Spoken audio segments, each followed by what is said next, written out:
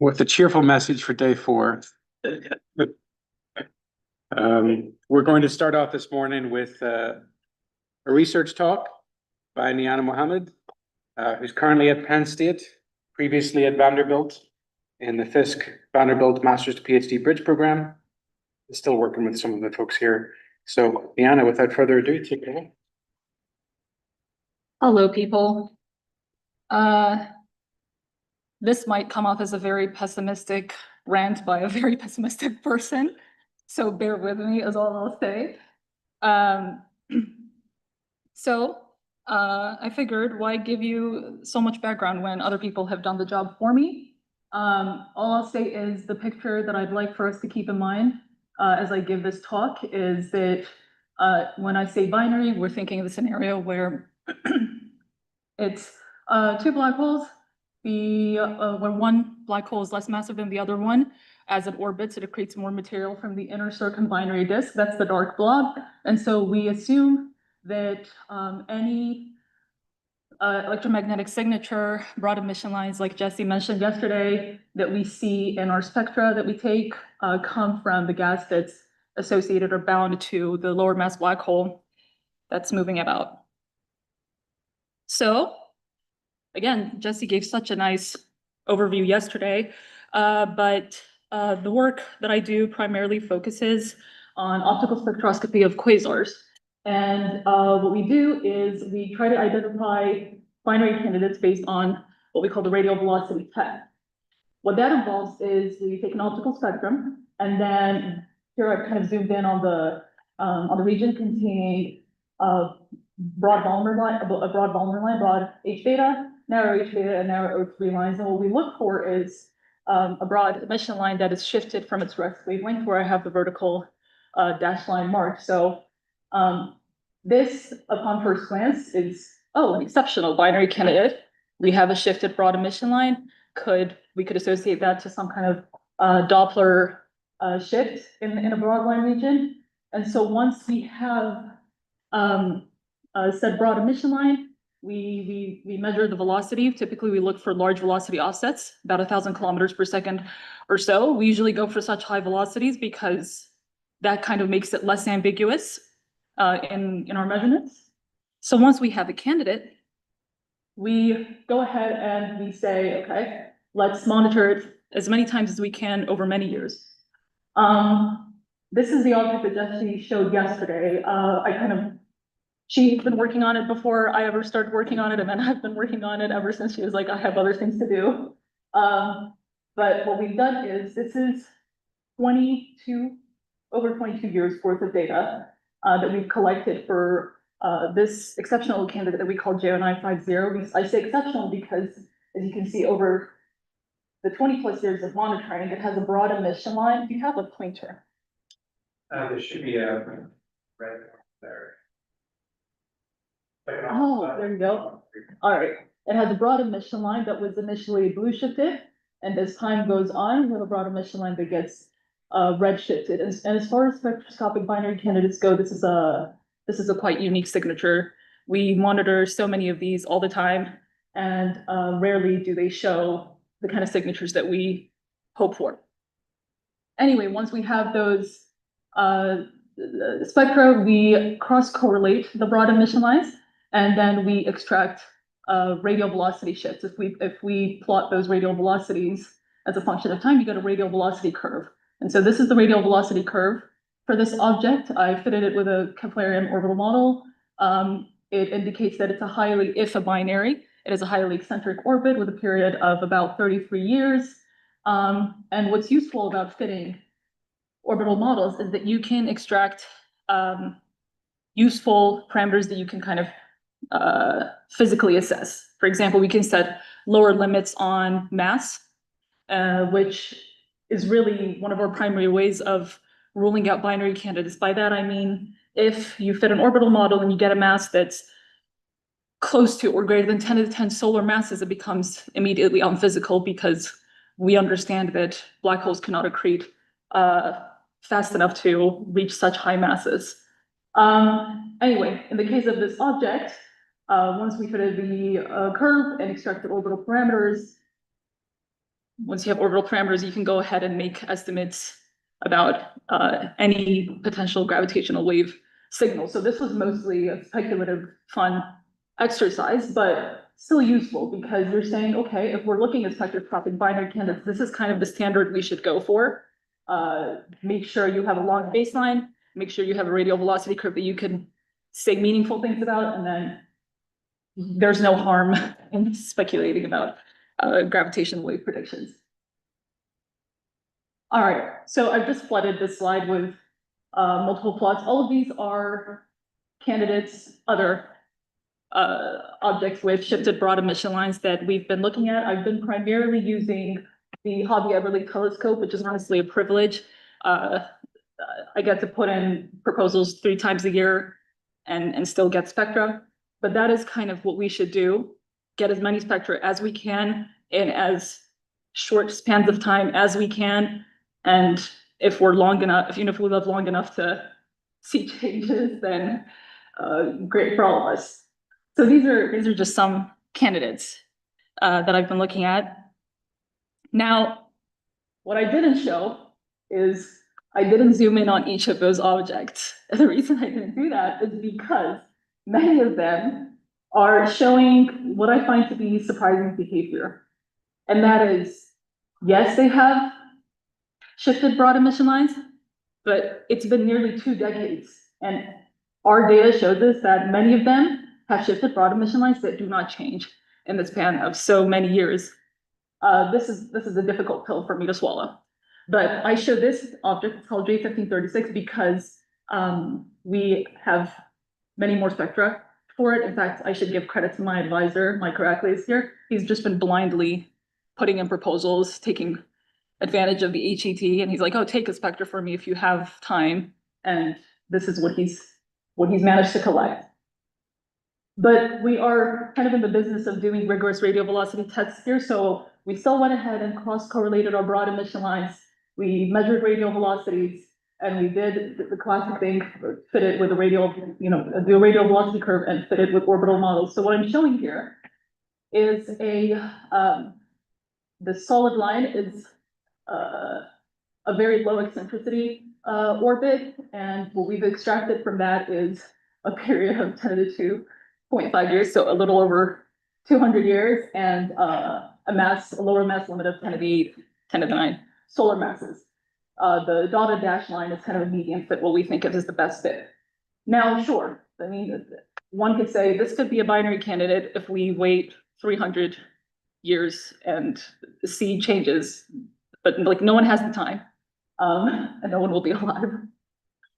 So, not very meaningful. And then furthermore, what I haven't shown here is if you draw just like a flat line, you can capture most of these velocity points. So really, anything could be the explanation for these changes. So suffice to say that this is not a good binary candidate, at least because the orbital period predicted is too unrealistic for us to do anything meaningful with it in this field.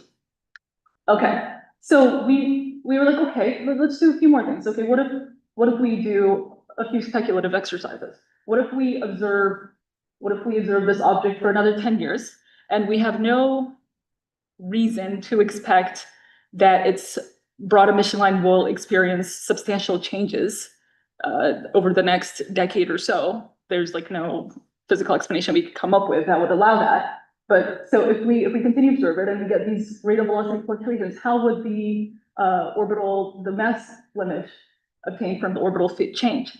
And the idea is, yes, the mass limit continues to increase, but very, very slightly. What this is, I've gone further with this exercise, and what I found is if we truly want to definitively rule out this object as a binary candidate, we would need to observe it for the next 100 years at a cadence of 3 spectra per year.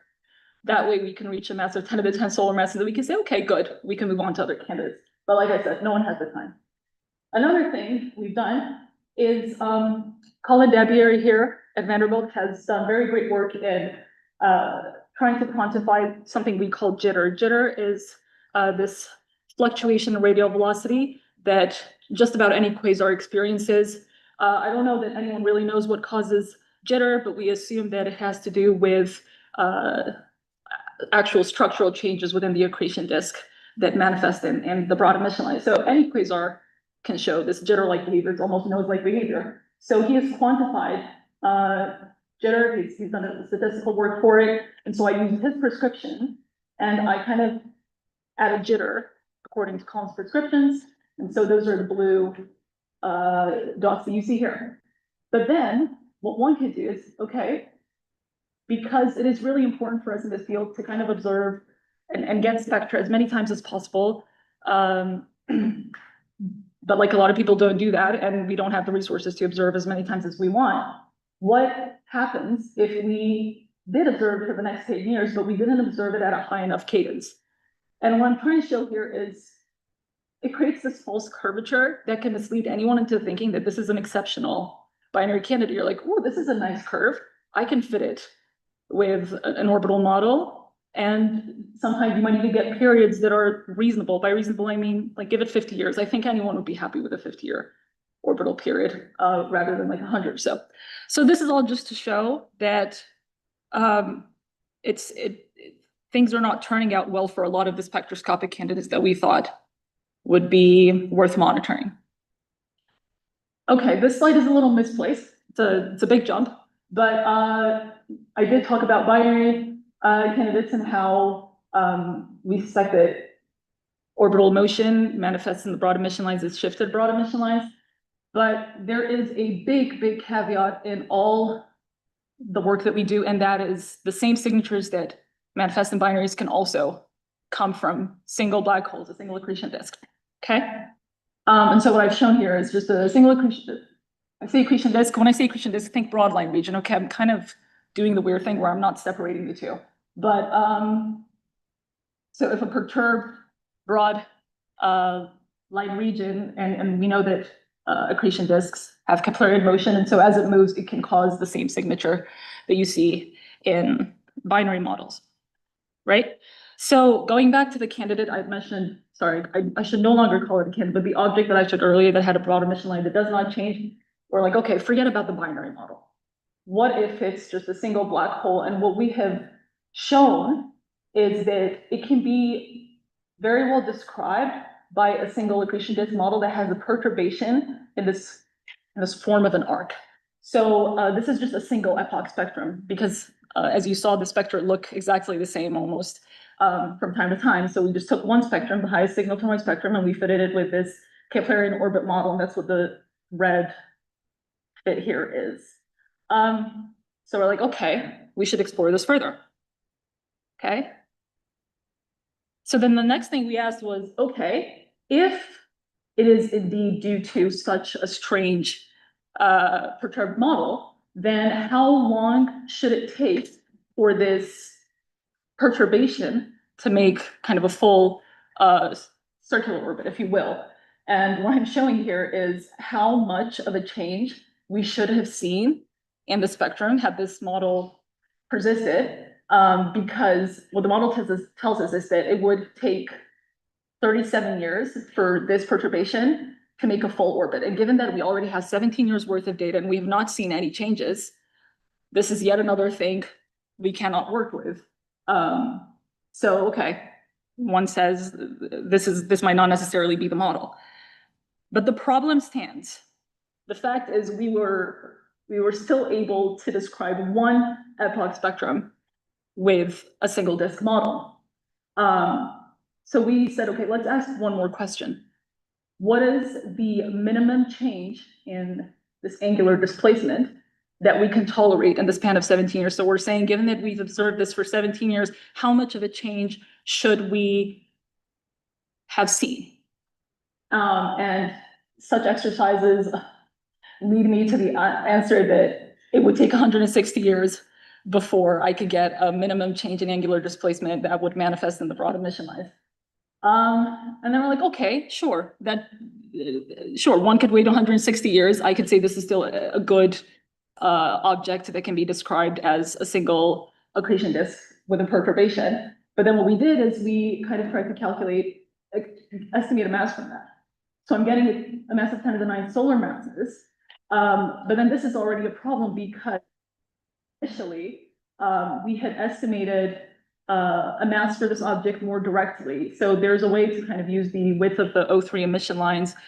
There's scaling relationships that allow you to get stellar velocity dispersions, and then you do M sigma, and then you can extract the mass. And this mass that we're getting here directly contradicts with a mass that's a more direct, more straight. Right?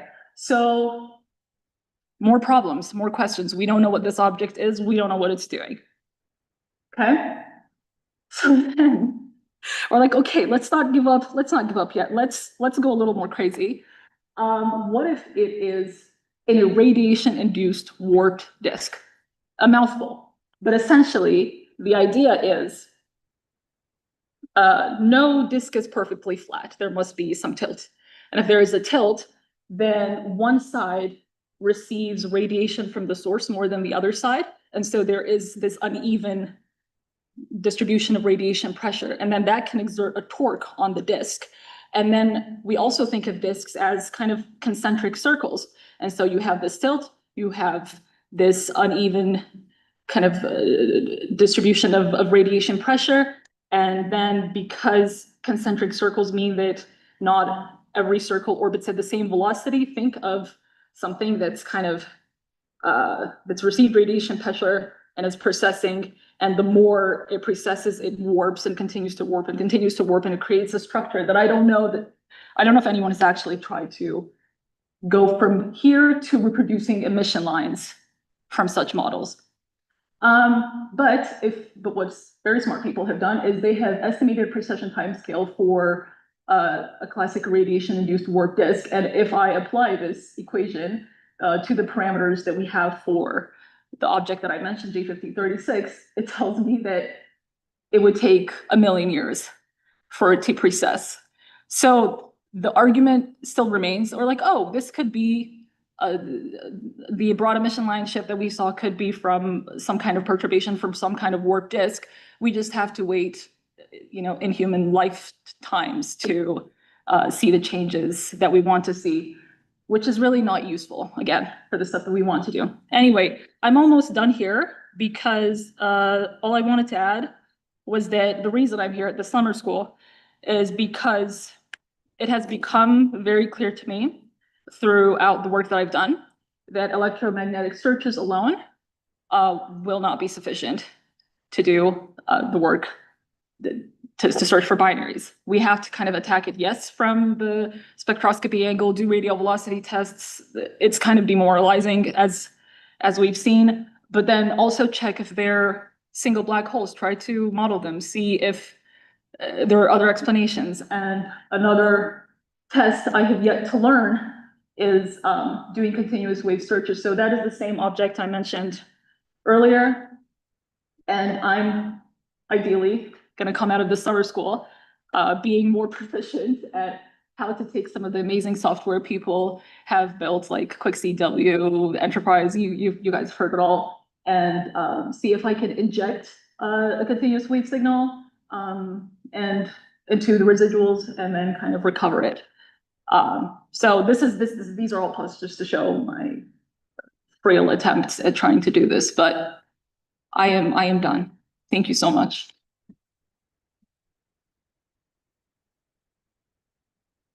Great, Niana, thank you. Thank you. Do you have any questions?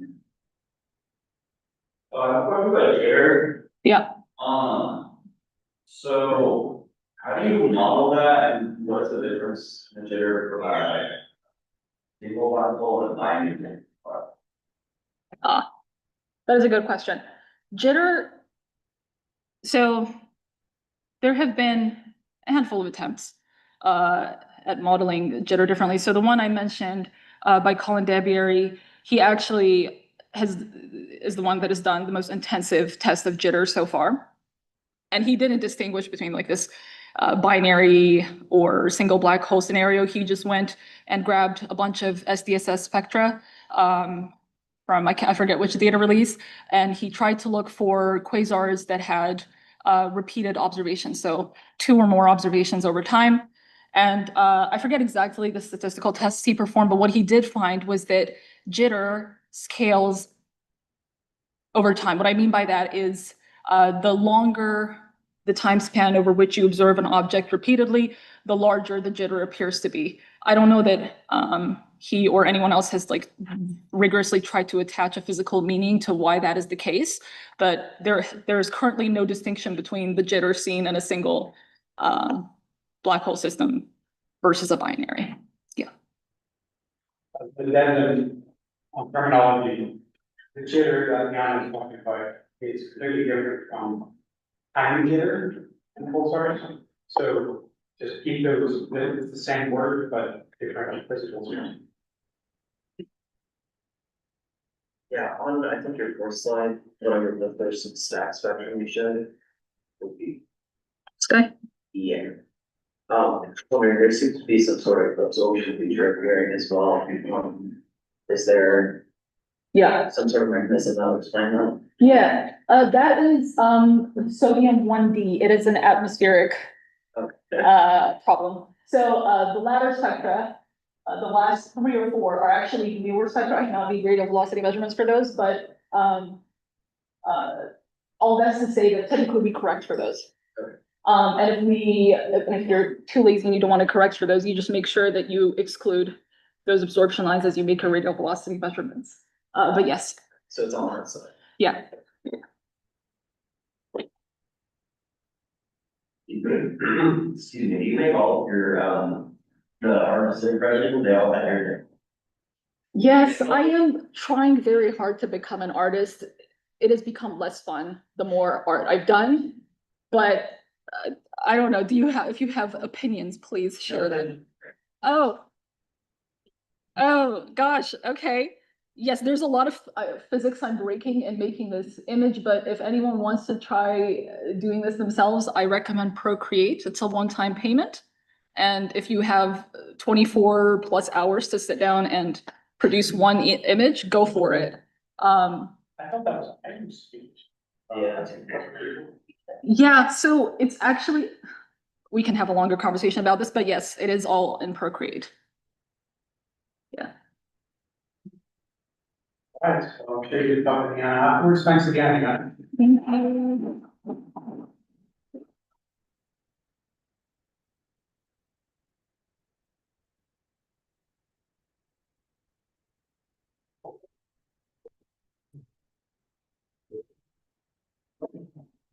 Okay, well, the rest of the day is very statistics heavy.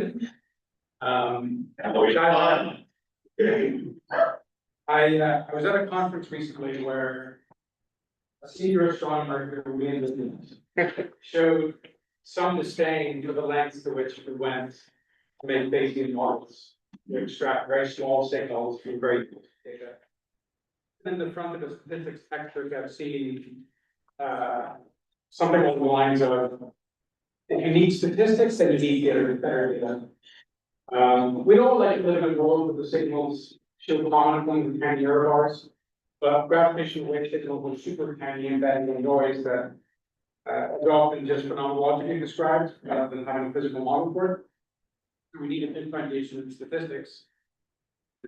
That is what Alexander is going to give us this morning. In just a moment. I can continue to tell if you want. I think we've got it here. It's doing the thing again.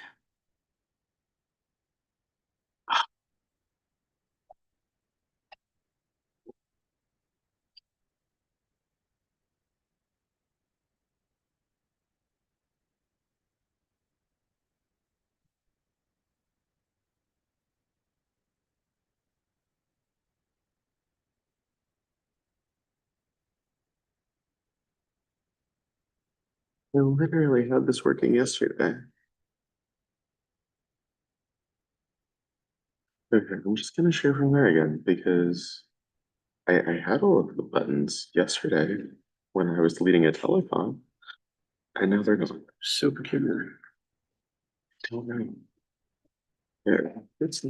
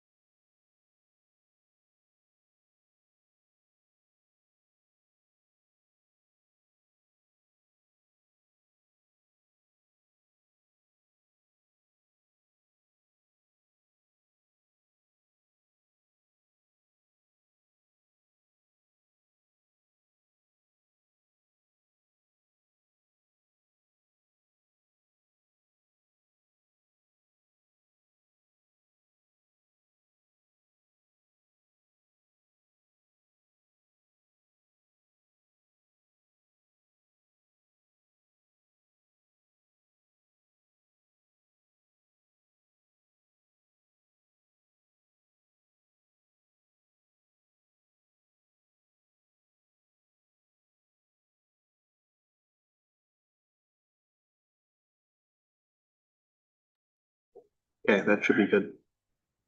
Okay. For everyone online, sorry. We're talking about frequentist invasion statistics. So in the frequentist school of thought, you have a fixed model. You have decided on a model for the universe a priori, and then you are assuming that your data is some probabilistic realization of one of the many potential universes of data that you could have, given that model being true about the universe, and you try to do statistics from that lens. So given having a model of the universe, you're trying to understand what is the probability that you observe this particular random realization of the data. It's called frequentist statistics because when it was being developed, you were looking at the frequency of the particular data that you had observed occurring given the model. This was largely developed by Ronald Fisher. You'll hear his name in the Fisher information matrix, for example. He's generally known as the quote-unquote father of modern statistics, or at least modern frequentist statistics. He was a prolific biologist, and he was also a eugenicist. Sometimes we have to deal with a legacy that is not the legacy that we would like to have to deal with, but that is the nature of a lot of science, unfortunately. On the other side of things, if I can get the slide to advance, we have Bayesian statistics, where you consider the data to be fixed. You've observed a particular set of data that is truth, that is your ground truth, that is what the universe has given you.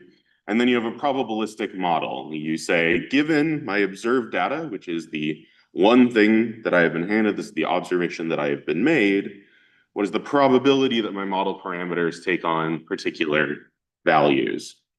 And on top of that, you're going to be incorporating prior information. So you're going to say that I have some knowledge of the universe going into this experiment, and I should take that into account, right? I know that elephants tend to be gray. So if this particular observation shows me an elephant that, like, I don't know, maybe it's a little pink, I'm more likely to believe that that is an artifact of my camera rather than the actual nature of the elephant itself, because I have a prior assumption that most elephants are gray and not pink. This was developed, the framework for it was developed by Reverend Thomas Bayes, and then was published after his death by his friend Richard Price. And it was used broadly in philosophical conversations about religion and whatnot at the time. But you'll actually notice the dates that both of these men were active. Bayes was a long time before Fisher, but Bayesian statistics was essentially never used in practice.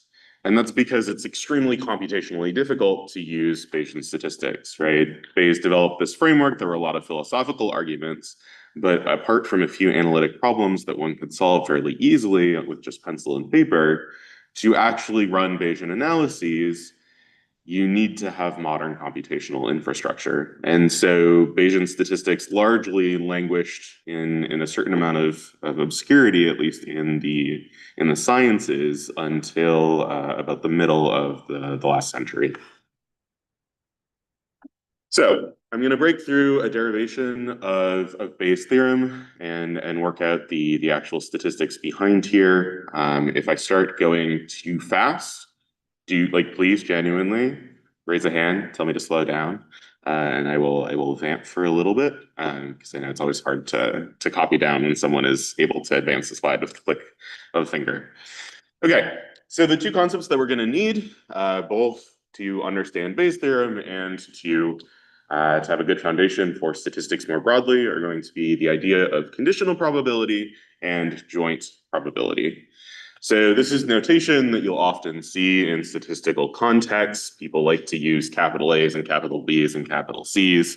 If that just looks like alphabet soup to you, I have a more concrete example coming up.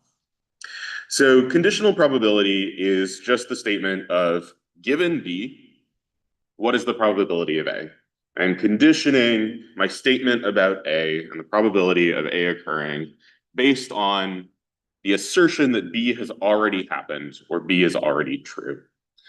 Joint probability is asking, what is the probability that A and B happen at the exact same time? What is the probability that they are coincident jointly? These things seem like they might be similar, but I promise you that they are, in fact, different. For example, the joint probability of A and B, if the probability of A is 0.1 and the probability of B is 0.1, we assume they are otherwise completely independent, is 0.01. You multiply those probabilities together to get a joint probability. The conditional probability of A given B, if we've asserted that A and B are independent variables, is just the probability of A. We've asserted that B has already happened. We have asserted that B doesn't actually have any impact on A. And so the probability of A given B is just the probability of A. So from joint probability and the definition of conditional probability, we can write two statements. The joint probability of A and B has to be both the conditional probability of A given B times the probability of B happening in the first place, and that the joint probability of both A and B has to be the conditional probability of B given A times the probability that A happened in the first place. This allows us to do some fairly straightforward computation, a little bit of algebra. We move things around, we assert, okay, these are all equal to one another, and then we can write down Bayes' theorem, which is going to say that the conditional probability of A given B is equal to the probability of B given A times the probability of A divided by the probability of B. Is everybody done writing things down? Okay. I will hang out and sip some coffee.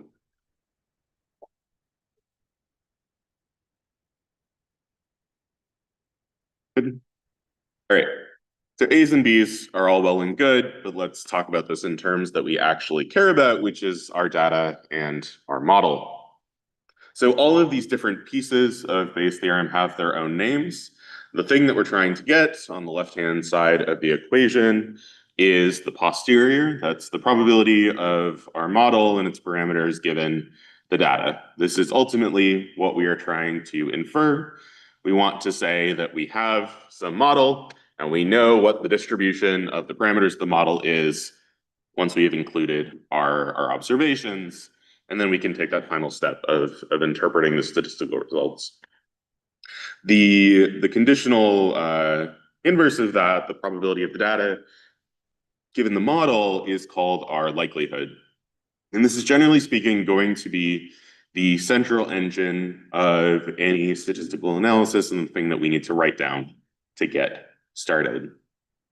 The probability of the model parameters is the prior that I already talked about. And then the thing under the fraction bar, the evidence, is the probability of the data happening at all. The evidence is kind of a weird quantity. We often completely ignore it, largely because it's difficult to compute. It doesn't depend on our model parameters, so we can completely relegate it to the proportionality that I have on screen now and just say that my posterior is proportional to my likelihood times my prior. And this makes everything very easy because the evidence, again, is quite difficult to compute. It has uses, and I'll talk about those towards the end of the lecture. But oftentimes we carry this proportionality around to avoid having to compute it at all. This is in part because, as we'll get into, the methods that we often use to construct a Bayesian posterior, for the most part, don't give us the evidence. Okay. Cool. Let's bring this to a more concrete example. Use every statistician's favorite thing, a flipping coin. It's a very simple statistical model. We all have an intuitive understanding that in principle, if we take a coin and we flip it a bunch of times, we expect, if the coin is fair, to receive a roughly equal number of heads and tails. You start to get into maybe if not an interesting statistical question, but a useful statistical question when you look at a series of a particular type of flip. So say I flipped a coin twice. They're really smart. I would have brought a little prop. And both of them landed on heads. And I want to know what the probability is that this coin is fair. Is it particularly likely that I flipped this coin twice and got 2 heads? No, but it's not particularly unlikely either. So we can start from the frequentist perspective and assert, right? Our model is going to be fixed. We assert that our model is that we have a fair coin. Now, given that model, we can write down some things that should be true. The probability of getting a head should be 0.5. The probability of getting tails should be 1 minus that, or also 0.5, right? Equal chances. We also assert that the outcome of each toss doesn't depend on the toss before it, right? If I flip a coin and then I set it down, and then I walk away and I get some coffee and I grab a bit of a breakfast pastry and I come back and I flip it again, nothing that I did and the coin that I had flipped previously should have any impact on the value of the next flip. Is this always strictly true? Maybe not. We can make an argument that the way you flip it the first time, if you're doing them in succession, impacts how you pick it up and hold it in your hand. But overall, let's live in a simple universe and assert that this is true. So this gives us the probability of flipping a head conditioned on that the first flip was a head is just the probability of flipping it and getting heads. The probability of getting heads conditioned on the previous flip being a tails is just the probability of flipping it and getting heads, which is say 0.5. So from the frequentist point of view, the probability that we flipped 2 heads in a row, given the assumption of a fair coin, is just going to be the probability of flipping heads the first time multiplied by the probability of flipping heads the second time, given that we already flipped heads once, which is just the probability of flipping heads times the probability of flipping heads, which 0.5 times 0.5 is 0.25, right? Cool. 25% chance that the coin is fair. We flipped heads twice. We've come to the conclusion that it's almost certain at a decent level that we have an unfair coin, right? 25% of the time, maybe we have a fair coin, but most of the time, we're going to have an unfair coin. Think the Bayesian approach. Here, instead of asserting that we have a fair coin, we want to infer whether or not the coin is fair, right? We're flipping around instead of our model being fixed, and we want to understand the probability that we saw the data that we saw given that model. We want to take the data and infer the probability of our model parameters, in this case, whether or not our coin is fair. Where we start to diverge is that I've encountered a lot of coins in my life. Most of them have been fair. Unless it's like a special trick coin or something, almost every coin that I've encountered in my life, if I flip it, I get a roughly equal set of heads and tails. So I'm going to set a strong prior. I'm not going to completely exclude the possibility that the coin is indeed rigged. But it's going to take a lot more to convince me. I'm going to say that 99% of the time, I believe that a coin randomly handed to me is fair. And 1% of the time, I think, okay, maybe 1 in 100 coins, someone snuck one past the bully, right? So we write down our likelihood. This is actually the same calculation that we just did in the frequentist case. We compute, given a fair coin, what is the probability of flipping 2 heads? And great, this is the same calculation. It's going to be 0.25. Now we have to compute the evidence. We can actually do this in this case. So I'll walk you through how to do this particular derivation. And so in general, when you want to go and compute the evidence, what's the probability of your data happening, period, you can do something called marginalization. And the idea with marginalization is just that you have some parameter or parameters that you care about and some that you don't. Those are sometimes called nuisance parameters. These are sometimes called nuance parameters. And you can integrate them out. So as long as you do the integral of P of the thing that you care about, given the thing that you don't care about, times the private probability of the thing you don't care about, and you integrate that over all possible values of the thing you don't care about in this moment, that is the process of marginalization. You don't care. Yes. So that the thing you are left with is only the things that you care about. Yes, yes. So in this case, we are interested in having this quantity, the just base probability of flipping two heads. And we are going to take an integral over the probability of flipping two heads, given all of our possible modeled coins, the prior probability of all of our possible modeled coins over the coin space. Luckily, we have two options, and so this breaks out into a straightforward sum. We have two possible states of the coin. We either have a fair coin or we have a biased coin. We've already said that our probability of the coin being fair is 99%. Ergo, probability of the coin being biased is 1%. And so we take the sum of the probability of getting two heads if the coin were fair times the probability the coin is fair, and then we add the probability of the inverse case, right? Getting the same data conditioned on the coin being biased, and then incorporating our prior information about whether or not we think coins are, generally speaking, biased. And so if we take the simplest model possible, and of course you can break down these assumptions, you could make a more complicated model, you could parameterize if the coin were biased, then also how biased is it? You could also infer that as a parameter.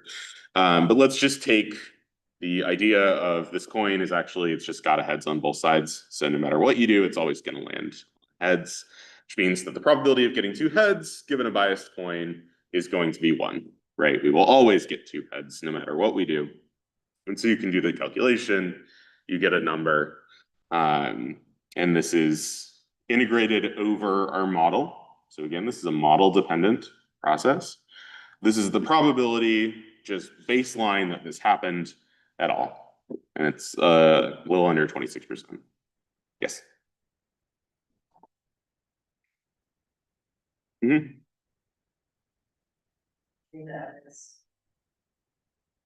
Yep.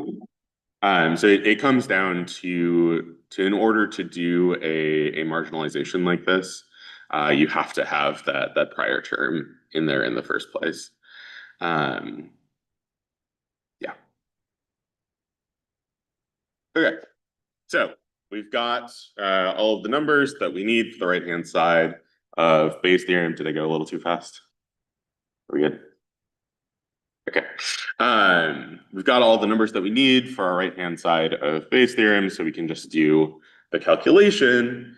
And for the Bayesian model that we've constructed, we come out with the probability that the coin is fair given our observed data of 96%. This is clearly prior dominated, right? We made a strong choice about what we believe about the universe, and the data that we've observed is not changing our minds all that much. But it's dropped our prior probability. We went in assuming that there's a 99% chance that this coin is fair, and now we're a little less sure, right? We're only 96% sure. So maybe if there were a few more coin flips, we might change our mind one way or the other, yeah.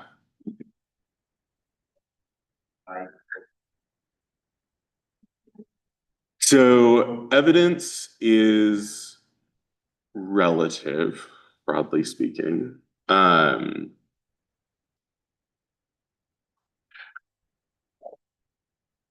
The is the way that I would put it, and I'll talk a little bit more about this when we get to model comparison at the end of the lecture.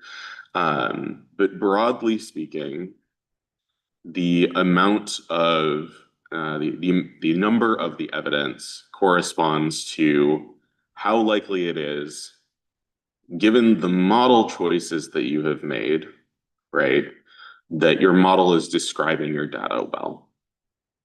I think it's a little hand-wavy explanation, and I think it'll be a little more clear when we talk about how to compare models later on, because the evidence comes into play there.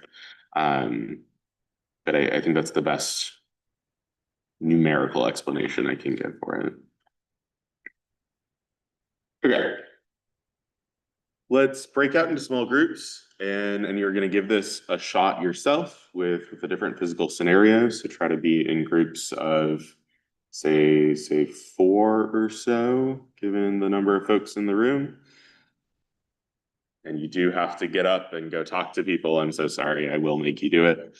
And let me get this out of the way here. There we go.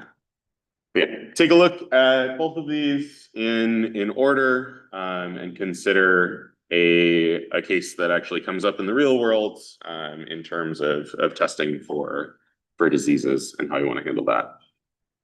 So.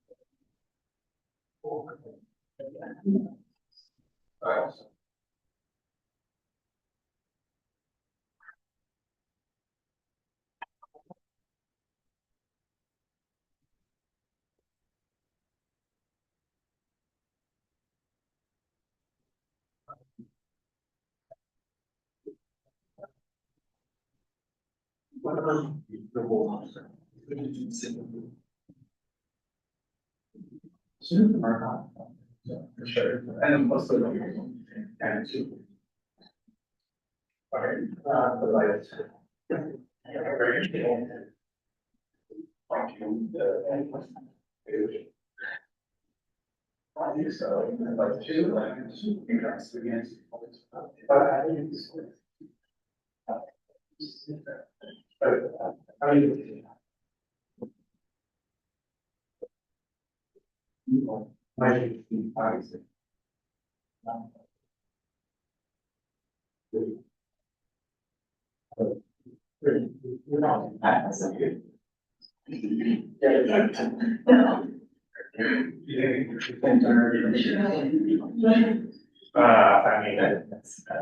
this is a great question.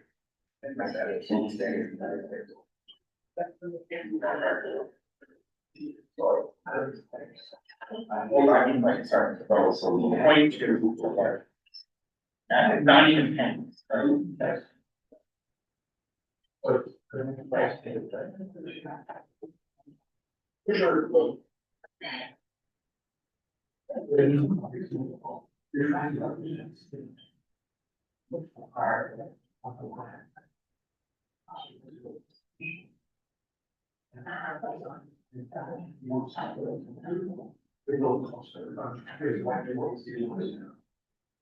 Yeah.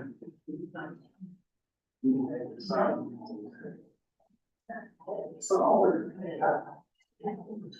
because we said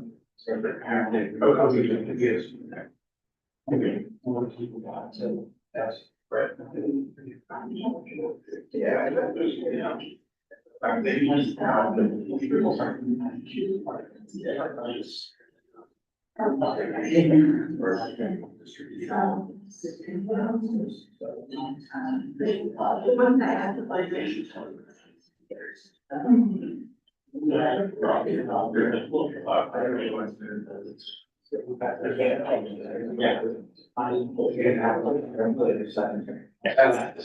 That's basically.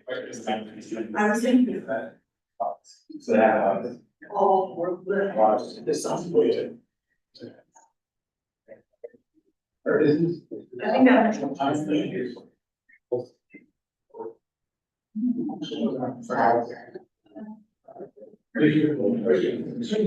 Yeah, okay.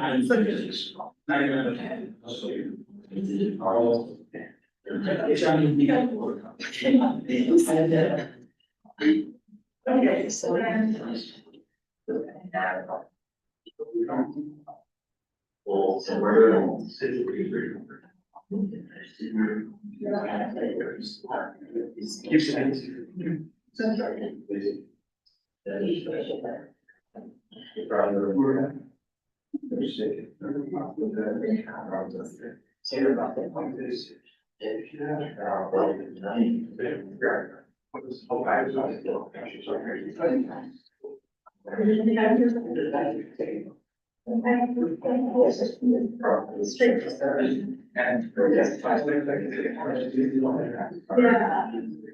Yeah, I mean, I think it's like you'll be tricked down.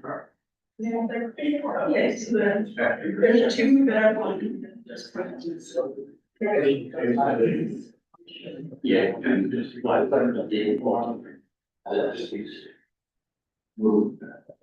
I think those should be the same thing. I'm like, not very bad.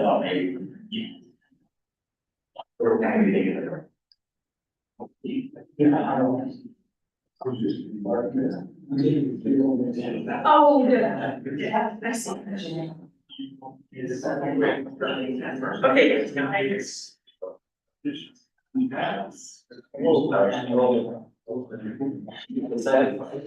Yes, okay, that makes more sense. So the case where the has a positive twice. That's okay, yeah, so you're multiplying, yes, okay. That's.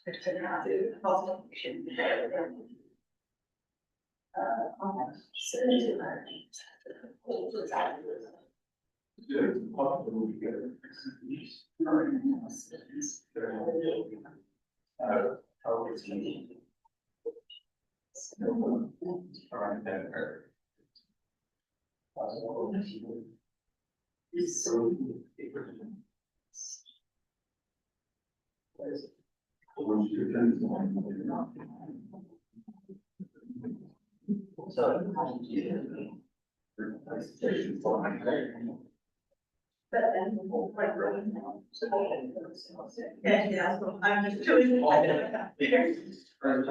Yeah, but that makes sense. Feels like something I'm. Feels.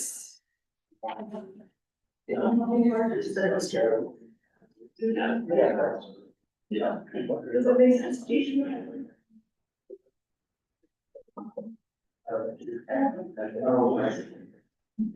I feel high spirit is such an innovation that's it's not like something that's not.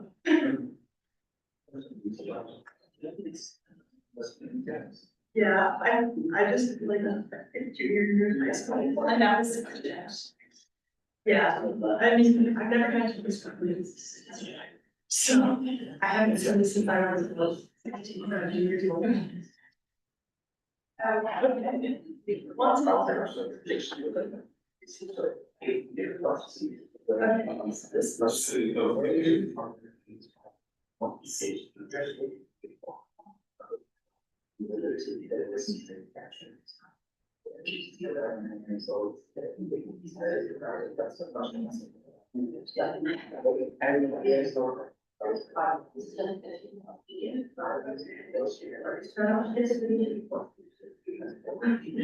yes.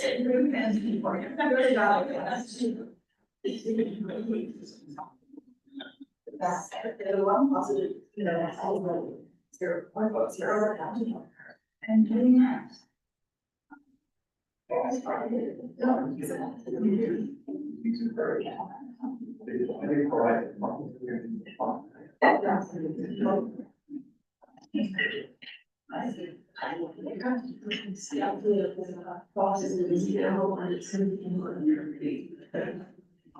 We're working on the one possible. It's been a while. Since about just this.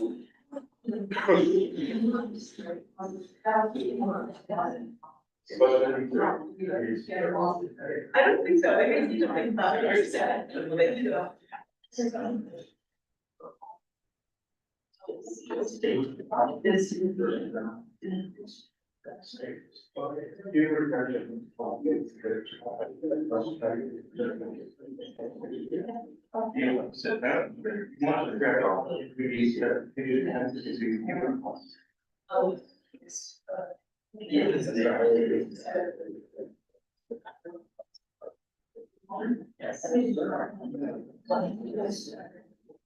That's like, give you the right.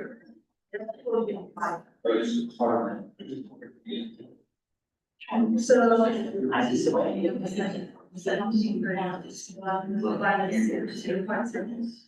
And that's the three positives we got. There's three positives. This comes from the odds.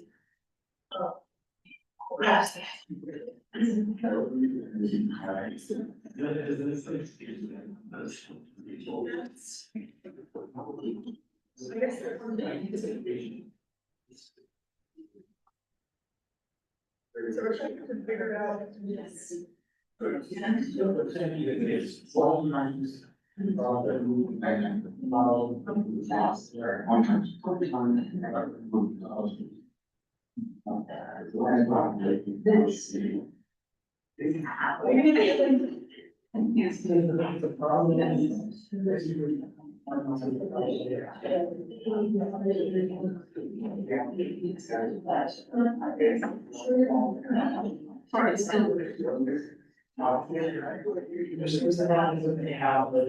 Yes.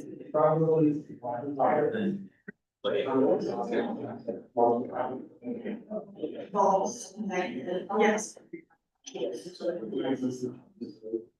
No, it doesn't. Yeah.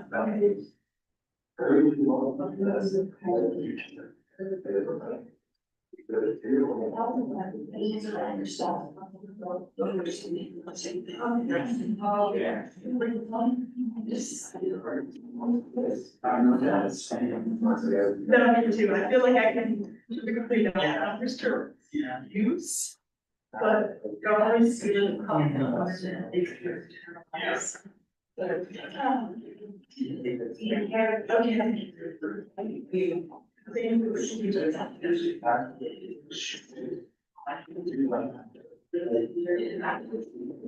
Yeah.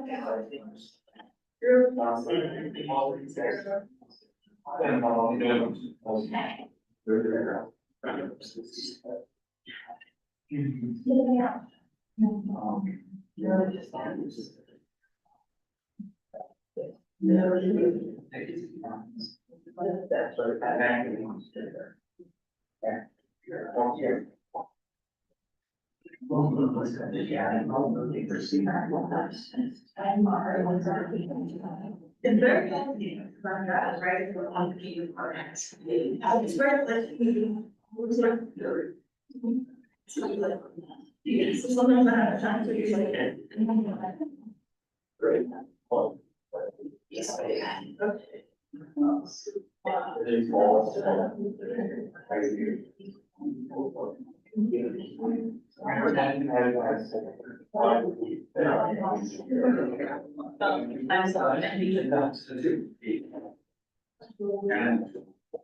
I was restoring, so when we offered it times. Also, I was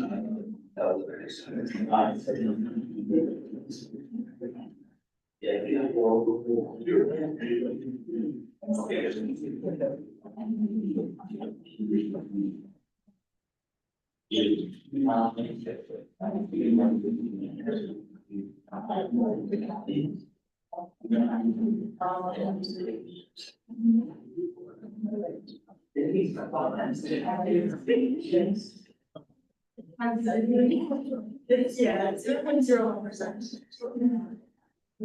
0. It's not sure. Yeah, it depends on that is.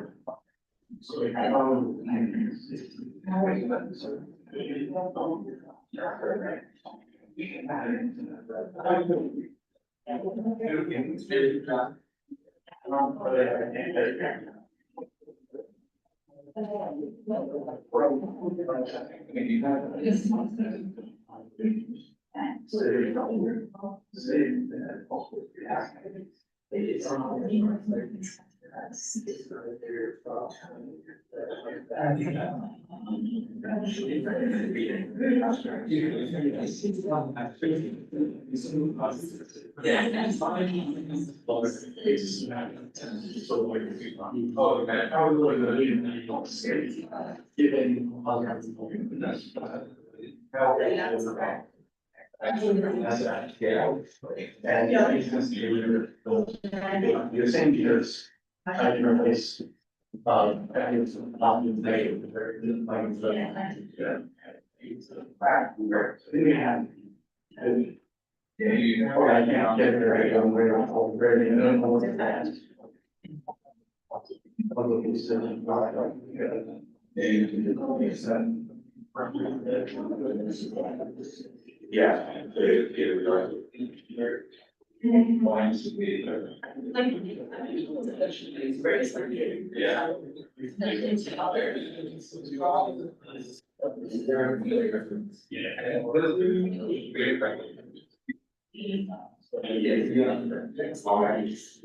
Okay, and then chances are. Getting it from yeah, but I.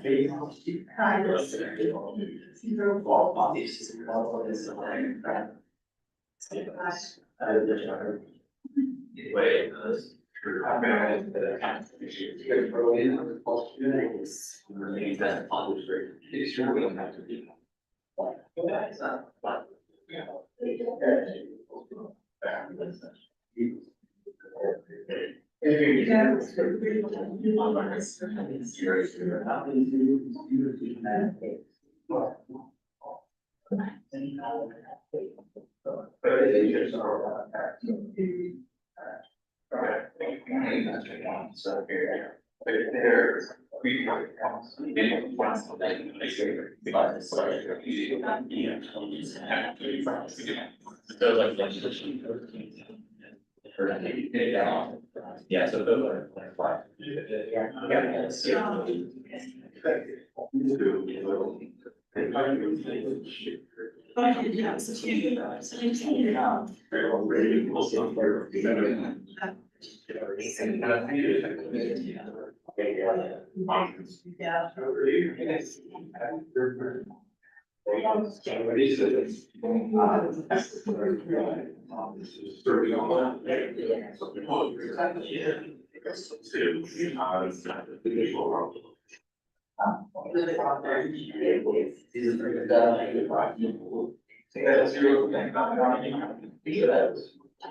Yeah.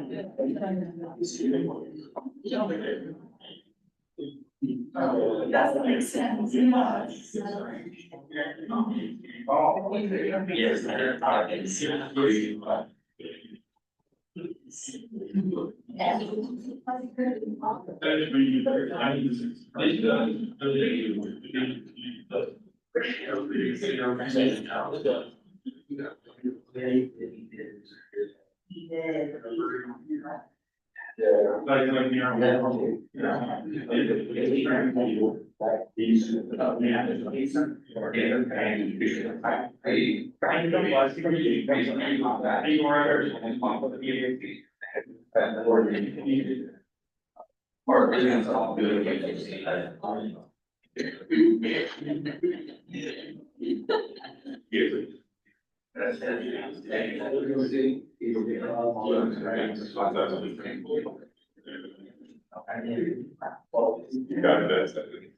Yeah, yeah, we got this for a person.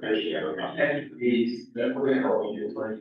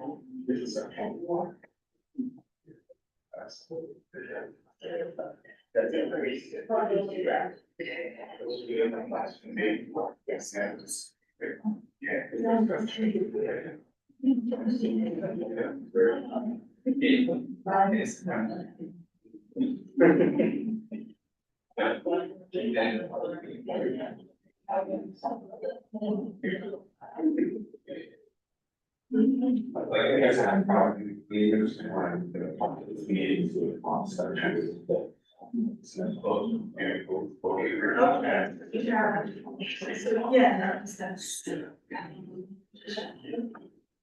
Trying to figure out, stop the question, just kind of bring like. That Alex. You're trying to. It's fine. Big lights up there.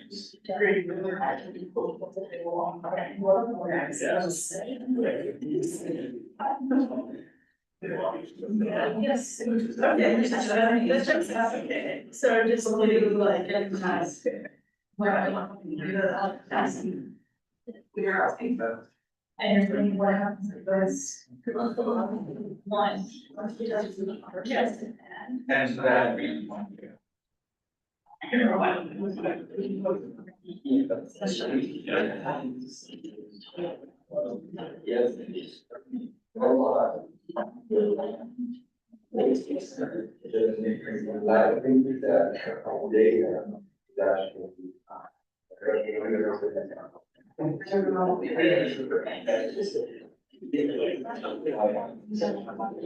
Yes, that's what I'm doing. Yes. And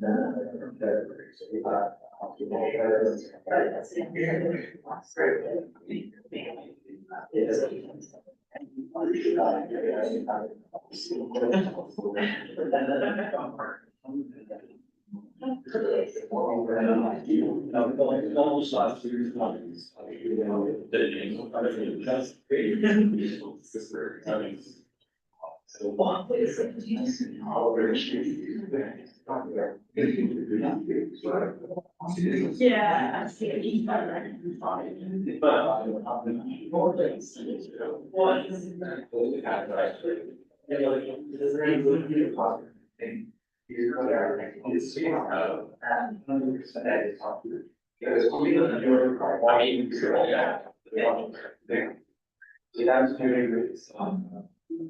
But yeah, you know, probably would understand.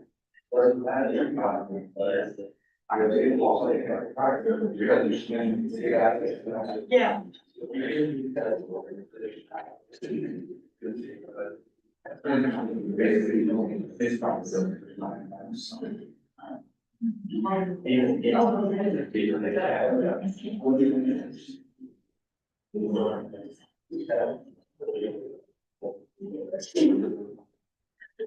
Yeah.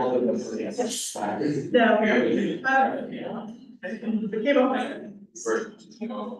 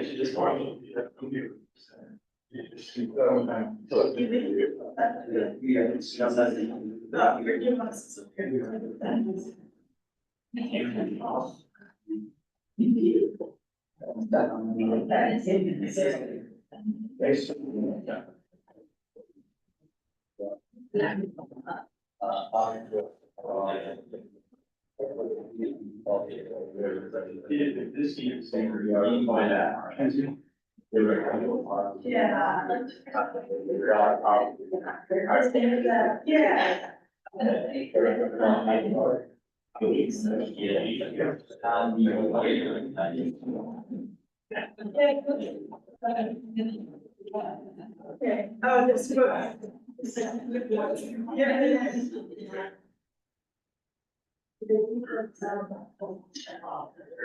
Oh, yes.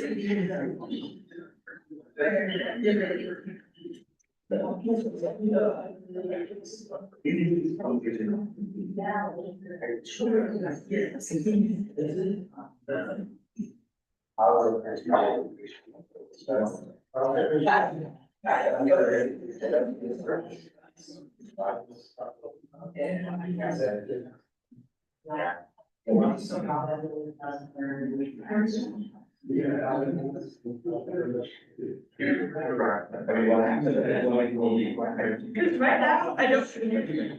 But I'm. Science.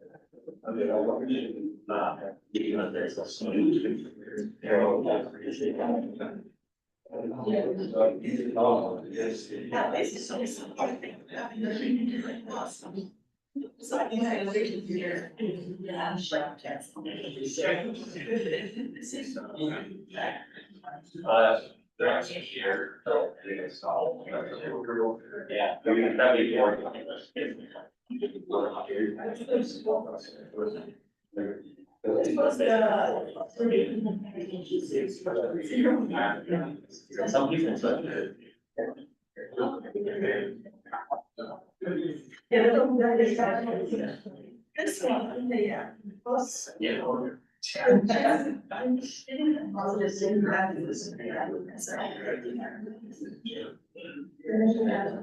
Yeah, there's like a transfer, I think. This term is, Something back here. or I guess this one, yes. That's like, so.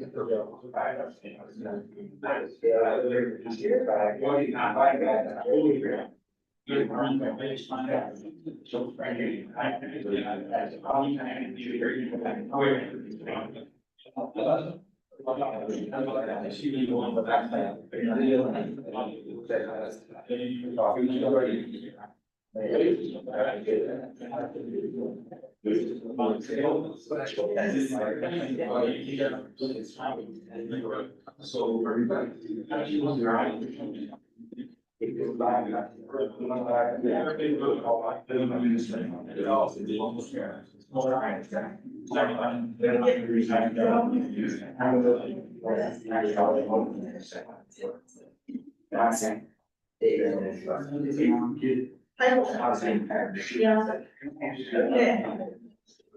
Okay.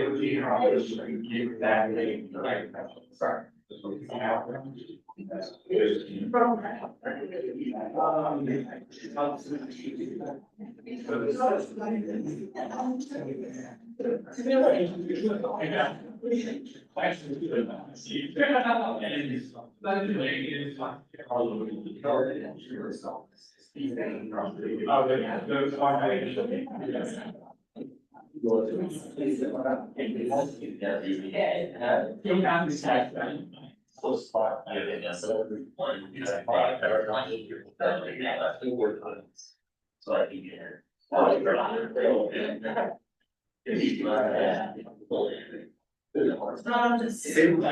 I just. Like this.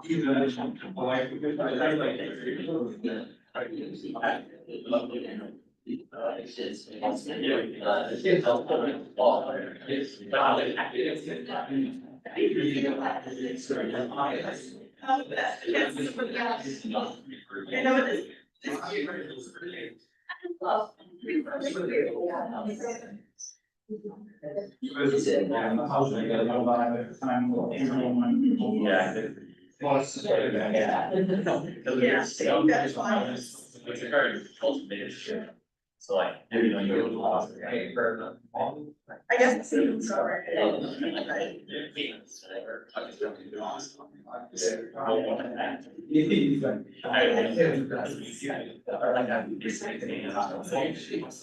Right, even an exam, there's like some same.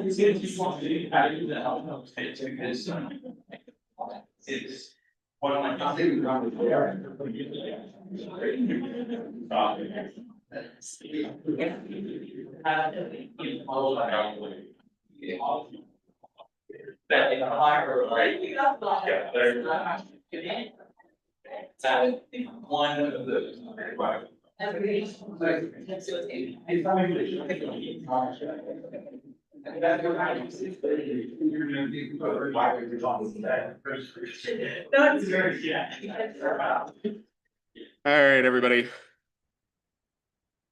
Great work, a lot of good conversations. I'm glad you could all dig into it. I've been around to all of you individually, and it seems that you've all arrived at understanding the statistics of disease.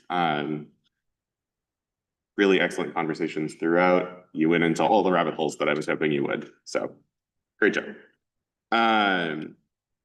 If I can advance the slide. Okay.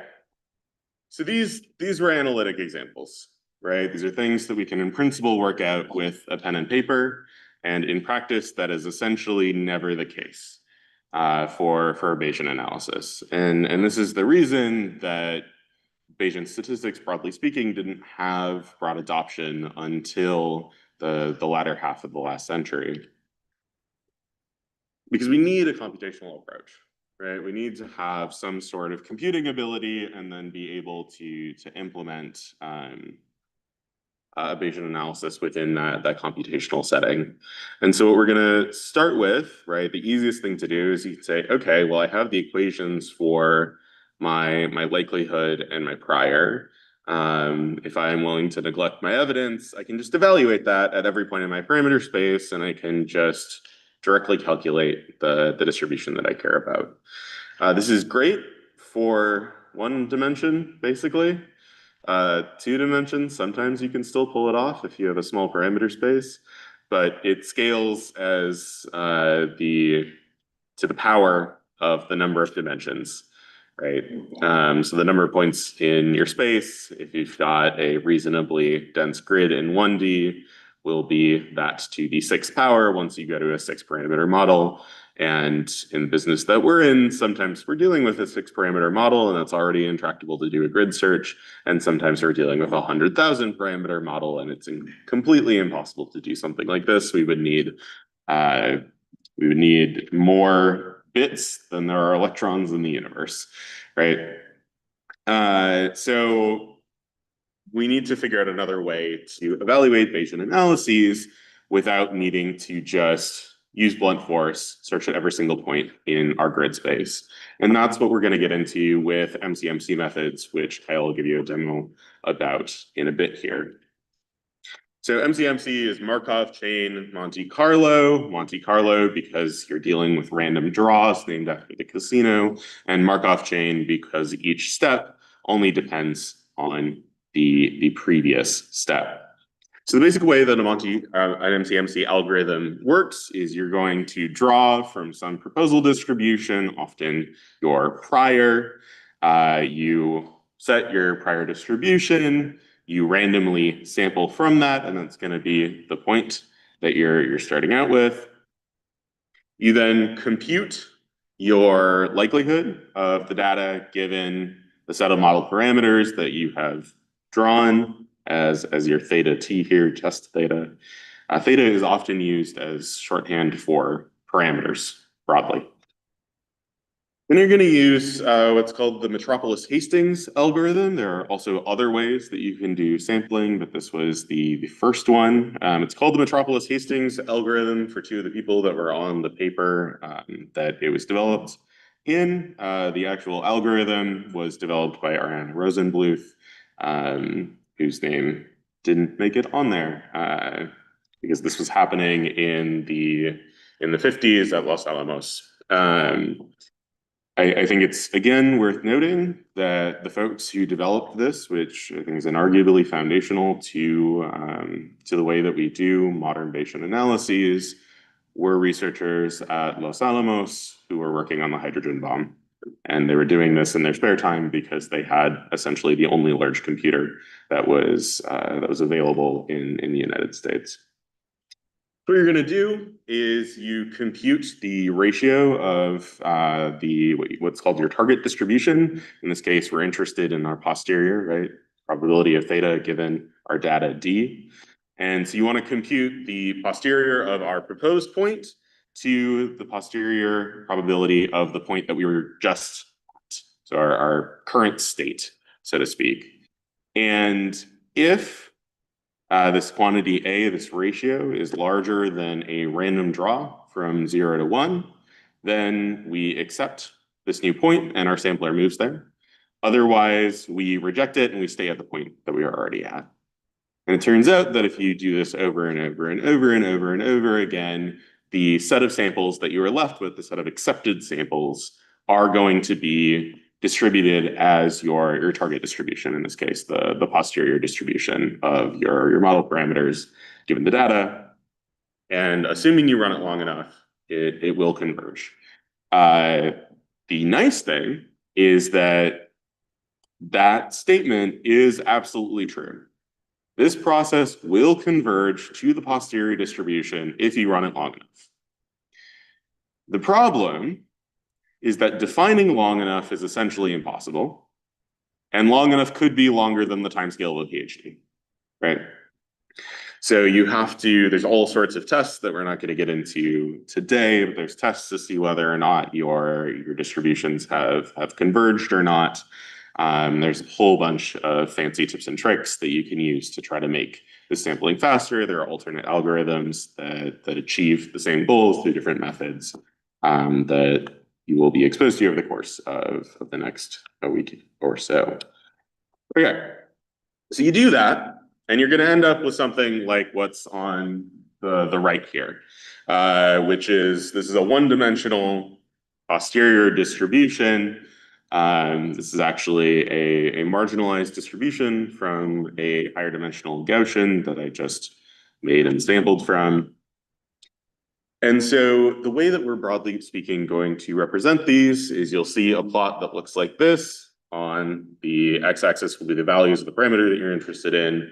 On the y-axis, it will sometimes be completely unlabeled. It'll sometimes be labeled counts. It'll sometimes just be labeled the probability of theta given the data. The y-axis normalization of this essentially doesn't matter as long as everything you're representing on the plot has the same normalization. This is because what I'm showing here is not actually technically the posterior. It's a thing that is proportional to the posterior because this process doesn't give you the evidence, right? So we get a thing out that is proportional to the posterior, but we're missing the evidence, which doesn't depend on our model parameters at all. It's completely marginalized over that entire space. And so we get something out that, is our posterior up to a scaling factor that we don't necessarily care about.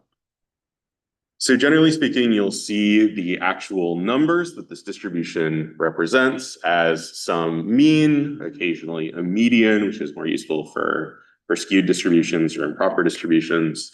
And then people will quote some credible interval.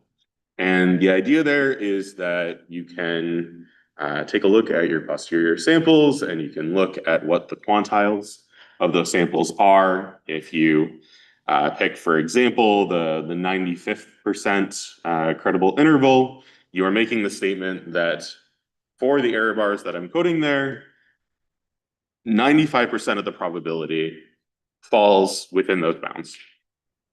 There's a 95% chance that the true value of the parameter is in there. It might be in the tails, right? There's always a possibility that it's not within your credible interval, but it's a way that people choose to quote the uncertainties on a Bayesian analysis. Something that is also useful to understand is that you will almost always see these plotted in this sort of one-dimensional projection. Sometimes you see the 2D plots, but the individual parameter quotes that you're given are often single parameter, 1.03 plus minus something, right? And that is a marginal 1D distribution over all of the other parameters in the model. So that's not necessarily always the estimate that you're going to get if you condition on some subset of the parameters being specific values. So there's a rule of thumb where if you're giving the 68th percentile credible interval, that's roughly a 1 sigma contour in 1D, 95, 99.7 being 2 and 3 sigma in 1D respectively. On a technical note, if you're in 2+ dimensions, it's called a credible region because it's no longer just an interval. Okay, this is the last thing. As promised, talking a little bit about how we can do model comparison and hypothesis testing. This is the situation that we usually find ourselves in astronomy and marine biology. If we have two models, they are often proposed by theorists. One theorist who proposed the concept of a whale, and the other one which proposed the concept of a sea unicorn. And we want to take some data and figure out which of these models is the correct description of the universe. Now, unfortunately, our data usually looks like this, which is less than helpful. And so we can't just do this by eye and be like, well, obviously this model is correct. We want a more rigorous way in which we can actually compare our model for the narwhal and the model for the whale. So in the frequentist posing of the problem, the hypothesis testing is pretty straightforward. A lot of what you're going to do is you're going to have some hypothesis that you care about, the one that you want in principle to try to prove or disprove, and then you have what's called the null hypothesis. So asserting that what is the probability that the data that you observed was created by purely random fluctuations that had absolutely nothing to do with the model that you've proposed. And you want to compare that to the probability that your data was produced from the model process that you're interested in. And then you can also, right, you can compare this to the probability that your data was produced by a different model process, right? You make a hard assumption about the model, you get the probability that the data was produced by that model, and then it's pretty straightforward to compare one-to-one across different models. Bayesian model comparison is a lot harder. You need the evidence, which we generally don't get out of most of the ways that we have to evaluate MCMC models. And so we resort to a thing called nested sampling. There are also things called thermodynamic integration. These are a lot of fancy names for advanced sampling methods that you can use to try to get an estimate on the evidence. But if you have the evidence, you can compute a thing called a Bayes factor, which is the ratio of the evidence for model 1 divided by the evidence for model 2. And so, again, the evidence is this integral that y'all spent a little time doing for a simple model earlier.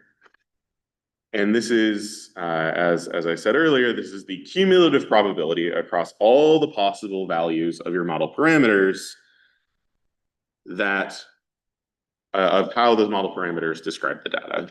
So regardless of which model parameters are actually likely, it's just if you integrate over the entire space of your model, how much probabilistic goodness is there for that model? So if your evidence for model 1 divided by the evidence for model 2 is a large number, you can conclude that model 1 is better than model 2. This doesn't mean that model 1 is right. This never means that model 1 is correct. Bayes factors are always relative. And the question, anyone can quote a super large Bayes factor for a model if they compare it to a model that's a crap model, right? So you have to be very, very careful about what folks are quoting for Bayes factors. You have to look at what the actual statement that they are making is, because it's always a comparison. It's always relative to some other assumption.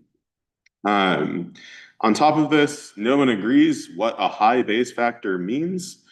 I can tell you that a Bayes factor of 3 is not a high Bayes factor. Oftentimes these will be given in log Bayes factors. Check whether that's log 10 or log E. And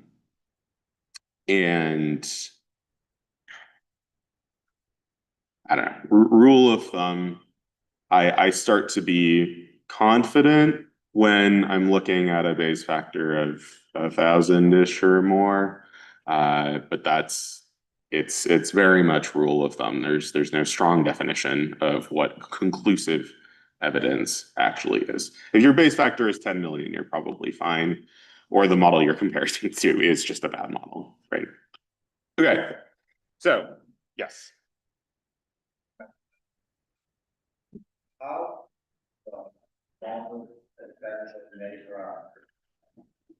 compared to the model that had fewer parameters. Yeah, so what you're getting at, there's an addition. So the Bayes factor assumes that the total prior volume of each model is the same. If you have many parameters in one and a smaller number of parameters in the other, that's not going to be true anymore. So there's another metric called the odds ratio that is essentially the Bayes factor multiplied by the ratio of those prior volumes to normalize to that. So that allows you to do this kind of model comparison between models of different prior volume. Okay, I've talked for a lot. I'm going to tell you how, in practice, you actually do an inference problem, and then I'm going to hand you over to Kyle, who will actually do an inference problem with you.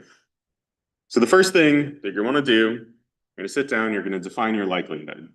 This can be as easy as listening to Nima's lecture tomorrow, or as hard as to be 90% of the actual research project, if you're dealing with a new likelihood that nobody's ever figured out before, and there's a bunch of complexities to it. Great. You're going to choose some set of priors.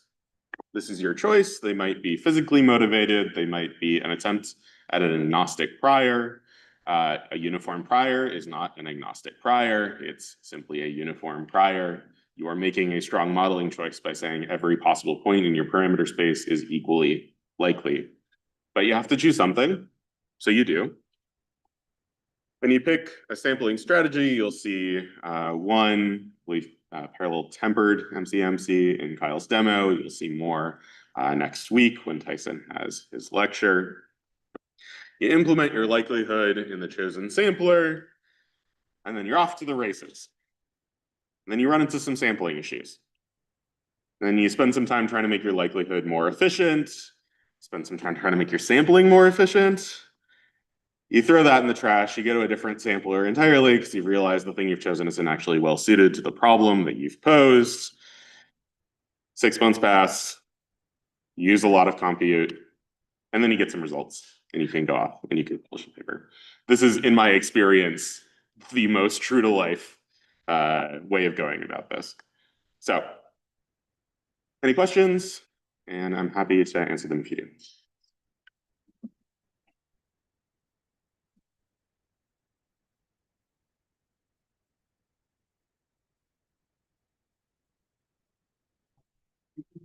Comparing model Mhm. where one has more parameters, but if you set for it, say its amplitude parameter is 0, it collapses into your other model. you have an employee only in those specific operations. Should you allow your sample to explore amplitude equals 0, that as space? Just a hard question. Yes, yes. So the question was about something that's called having like you have two different models, and one model is what would be called a subset of the other, where if you take a particular condition or set of conditions for your one model, it becomes the second model that you're considering.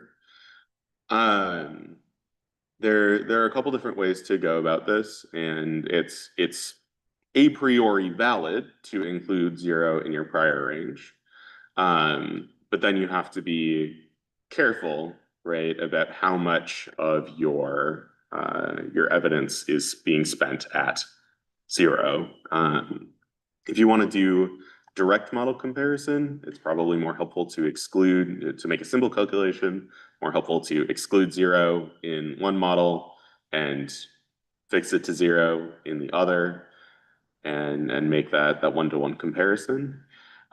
You can also do a thing that I'm sure Tyson will talk about, which is reversible jump MCMC, which basically instead of running two analyses and then doing model comparison after the fact, you make a base model that's not allowed to go to 0, and then you actually have a parameter that in itself is switching on the ability to be at 0 or not. And by doing that, in principle, that value should range between 0, I'm spending no time allowing my model to be 0, versus 1, I'm spending all my time allowing my model to be 0, should give you a measurement on how likely it is that your model should be at 0, as opposed to exploring the rest of the parameter space. But it becomes a complicated sampling problem, and then you need to turn to sampling solutions, essentially.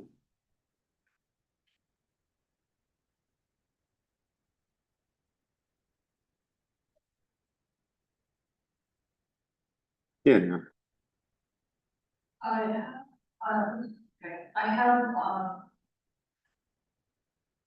I'm remembering that people, all on this topic of how the parameters we use, that there's, in some cases, penalty involved with more models.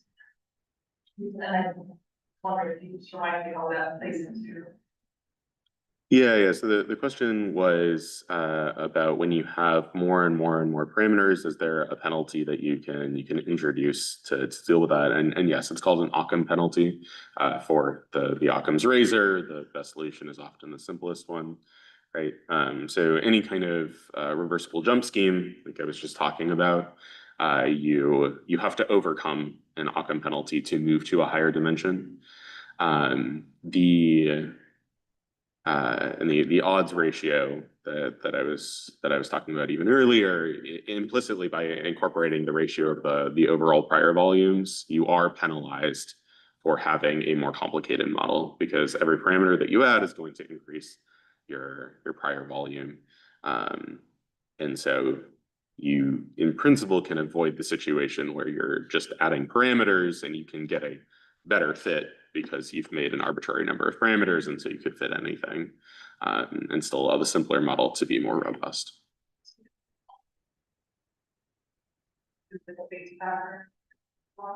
So as long as you're doing the odds ratio and including that ratio of the prior volumes, then that is implicitly accounted for. If you're trying to do sort of trans-dimensional reversible jump sampling, you need to be a little more careful and do it yourself. Yeah. How does one go about living in a prior? It's impossible. This is something that I'll be a grouchy old person about. There's no such thing as an agnostic prior. You can make priors that are more or less informed by particular assumptions. But if you say that my prior is uniform, my prior is log uniform, that seems fairly agnostic. But you are making a strong assertion that it is equally likely that elephants are gray or pink, and that will affect your result. Do you have a comment on this? I would recommend in a way, that's a benefit of Bayesian statistics, and then you will have to be very explicit about versus frequent statistics, which often either requires somewhere in the equation that you're deriving.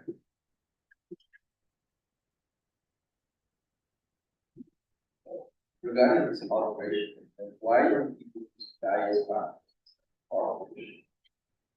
In a lot of cases, people are comparing models that nominally have the same number of model parameters. And in some cases, they don't know any better. But now all of you know better. And for the record, I've made this mistake in the past.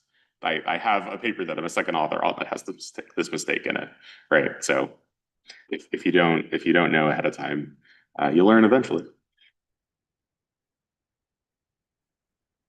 Quick addendum to the idea of the optimum penalty included in space factor calculations. So the Occam's razor is usually all else being equal, the simplest model is preferred. So that's the thing. There's a tension going on in the base factor calculation, the evidence calculation. The model gets the highest.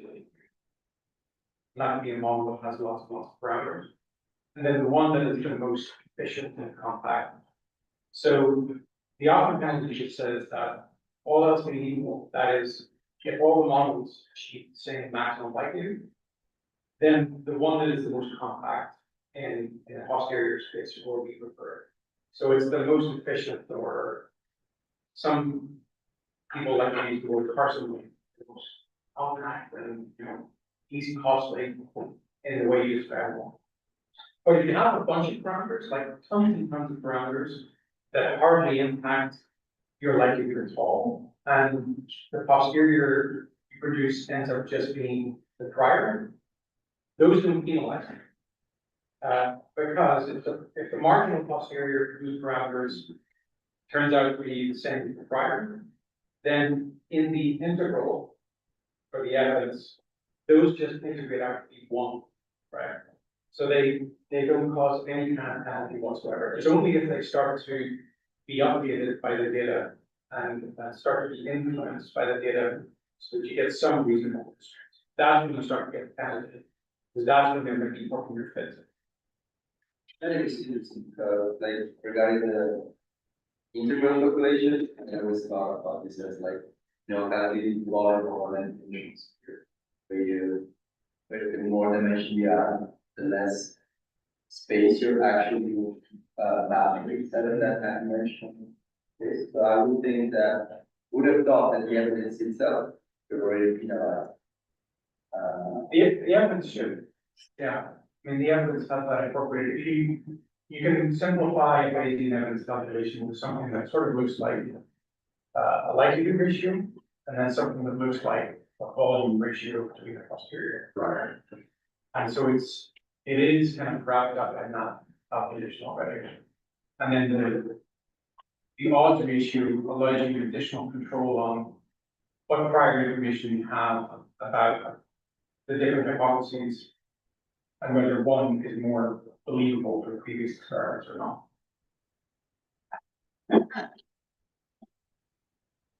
In the MCMC, I heard that you can add extra walk.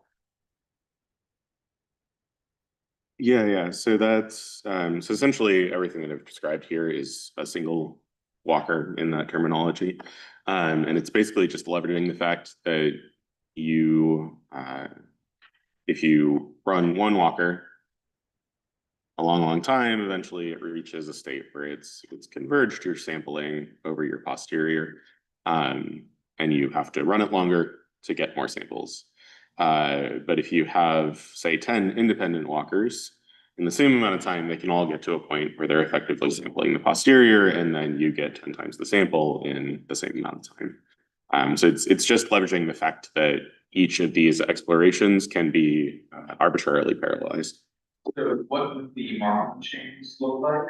Like, are they just concatenated 10 walkers, or are they just matrix of 10 walkers? Like, And then how are you able to actually know whether you reach?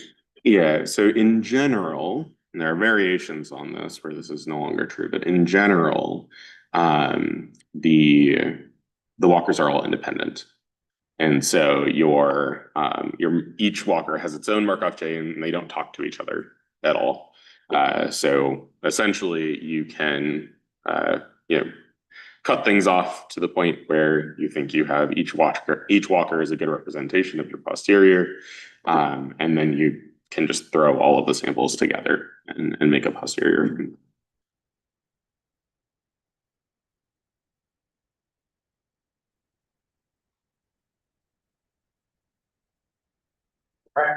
Thank you very much.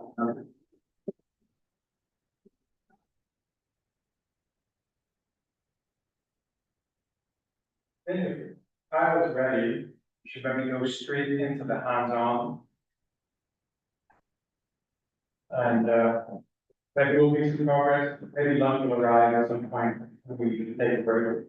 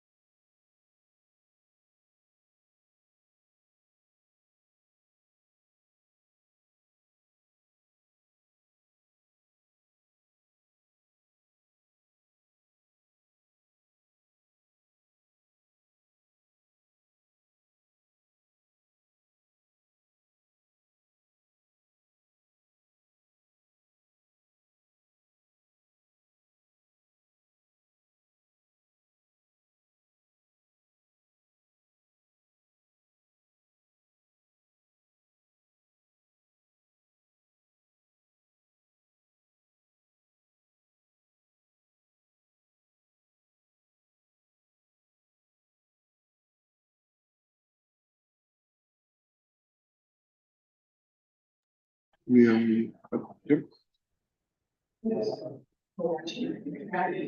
entire time. We were at the beginning. Yeah. I think yes, unfortunately.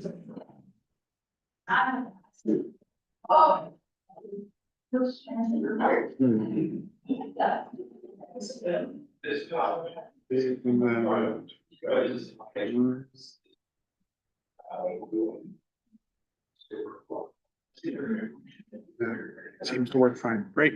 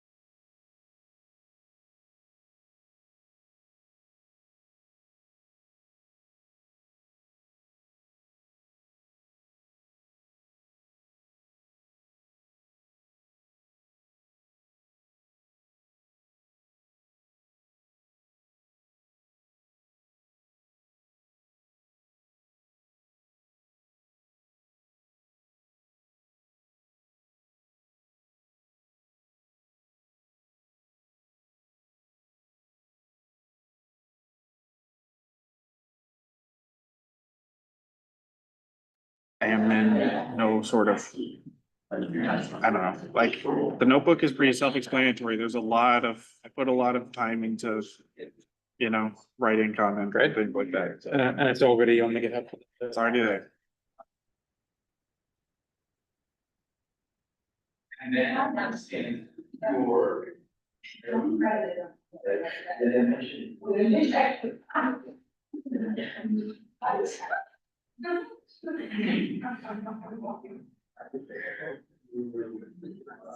Oh, it's 0, 1.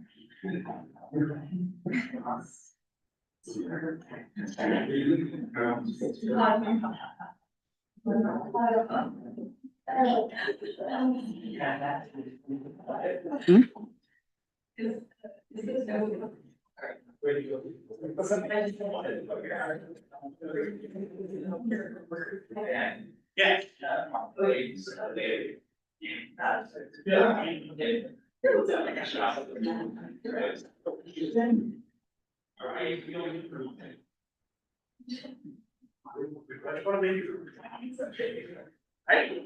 That was my first.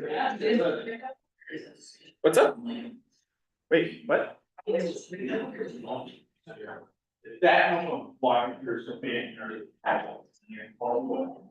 on the. I can send it to you.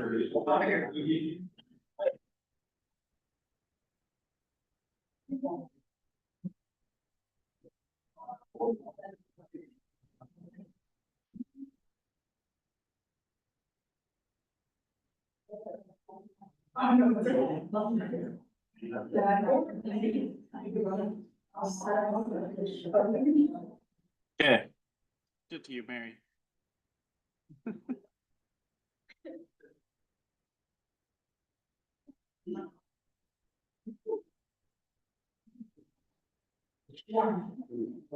Just waiting for a few people. Yeah, you're fine. Don't matter to me. No place else to go.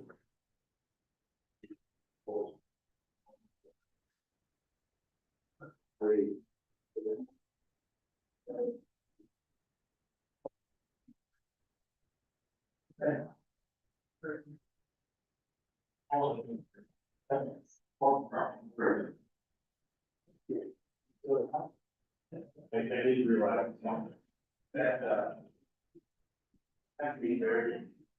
I on that record. There's a whole very big part of that.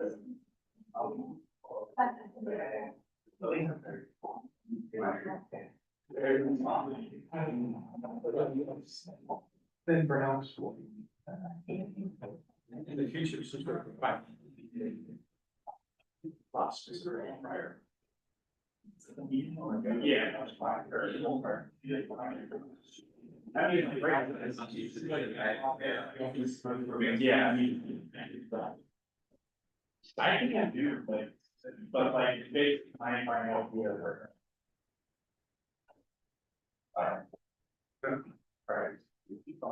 Really into it, but just go for it. This is the.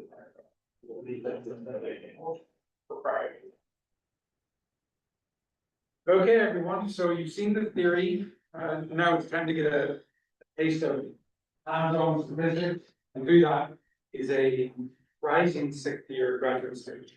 Cal Gersbach, who's got a lot of expertise in statistics of all varieties, frequent understandings, and has a notebook to share with you all. Thank you very much. So this I'll start with a small lecture, but most of this stuff has been covered by Alexander already, so that's great. Thank you very much. But in it, there's a couple of things that I wanted to talk about. Most of them are at the end, so you've covered most of this.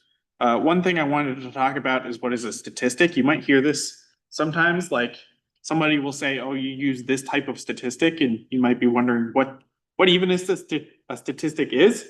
It's a number. That's basically it. It's just a thing that condenses a set of data into a single number, and that is a statistic. The thing that makes statistics good is when they're useful. So you can technically make a statistic out of literally anything, but it doesn't necessarily mean that the statistic is going to be useful. And so in some way you want to combine your data such that it becomes a useful quantity in some form. So often things like that will need to be calibrated over time using some, analytic derivation or things like that. But in general, statistic is just a number. That's all you need to know. So you know sort of a bit about what frequentist and Bayesian statistics is. Basically, I will say, anytime you see a sigma, it's probably a frequentist statistic. If you see a Bayes factor, 100% it's a Bayesian statistic. We did that. You covered Bayes' theorem, so we're gonna skip that. This is a fun one if you don't know about Monty Hall problem. I love the Monty Hall problem because it's a great conservation of probability problem. But effectively, if you have 3 doors, your goal is to pick a door. So let's say you pick door 1. I now reveal that a goat is behind door 2, and one of the 2 remaining doors has a car behind it, and the other one has a goat.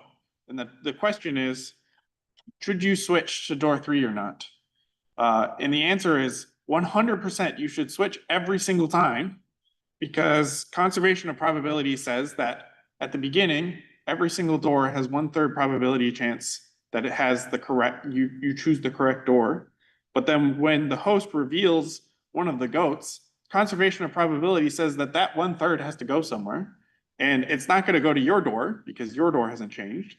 But the information about what's in the other door technically has changed because of the fact that it is basically, think of it like the probability that you pick the right door versus the probability that you pick the wrong door.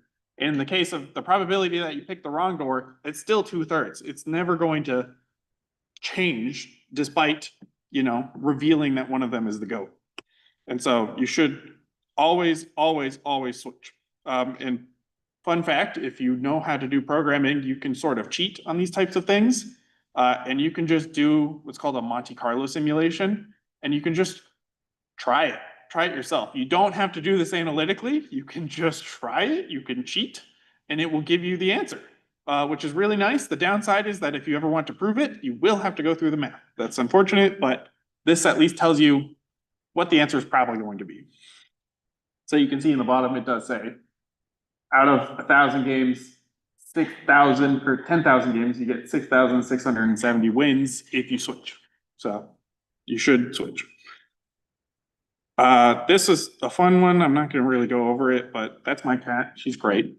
And this basically just, the idea is if you have some credible interval, can you use this to estimate, and you have some particular relation. So this is, it's supposed to be like an example of using, what is it called? The M sigma relation. You can actually, it's a propagation of errors problem, and you can do that through Monte Carlo simulations as well. It's pretty easy to do so. I'll show you with the end. Yeah, this is fun. But effectively, the idea is if you have some relation, and you have some spread on your initial estimates, you can project that into your relation through just Monte Carlo simulations. In this case, it's a very simple relation. It's just a linear relation, so you can just project your uncertainties in that way. But if it's a more complicated relationship that's not linear, then you can use Monte Carlo simulations. Okay, now the data analysis. This is all stuff that I actually want to cover for sure. Okay, what is data? Data is signal and noise. That's about it. It's really not more complicated than that. But the idea is that you have some amount of data, and that data is composed of both the things that you care about, things that can be deterministic, meaning that you can model them, exactly with some set of parameters, or stochastic, in which case you can describe the statistics of that signal in your data. And then everything else that you don't care about is going to be noise. So you put that all in the noise term. So when you do signal modeling, the idea is you can just take this equation and instead of doing data equals signal plus noise, because what you want is the signal, right? Well, instead of trying to subtract out the noise, what if instead we subtract out the signal? And so if you take the data and you take some noise, if you take some signal and you subtract the noise or subtract the signal, what you should be left with is just noise, right? And so if you do that, you should just be left with noise on the right-hand side. This is orders of magnitude easier than subtracting noise because noise is usually random processes. So how are you supposed to subtract random processes? It's pretty difficult. But if you can model your signal in some way, it's pretty easy to subtract your signal. And so when you do signal modeling, really what you're doing is actually noise modeling. It's just you're subtracting out the signal to then do the noise modeling, right? And so instead of testing for a signal, you are testing for noise after subtracting the signal. So basically, you can just do something like a Gaussian likelihood. And if you do that for, say, so technically you want to be careful because it may not always be a Gaussian likelihood, but effectively you want to describe your noise in some way. So if we think that the noise is, say, white noise, then the Gaussian likelihood will work great for this. And so you expect that the noise is just going to be like a zero mean Gaussian random variable process. And so if you do that, you can then just do a product of all the data points that you have to end up with the total likelihood of your data, or your signal given your data, basically. And so I will say that very often you might see terms like chi-square, and it depends on which type of analysis you're doing, but chi-squares and log likelihoods are pretty much the same thing.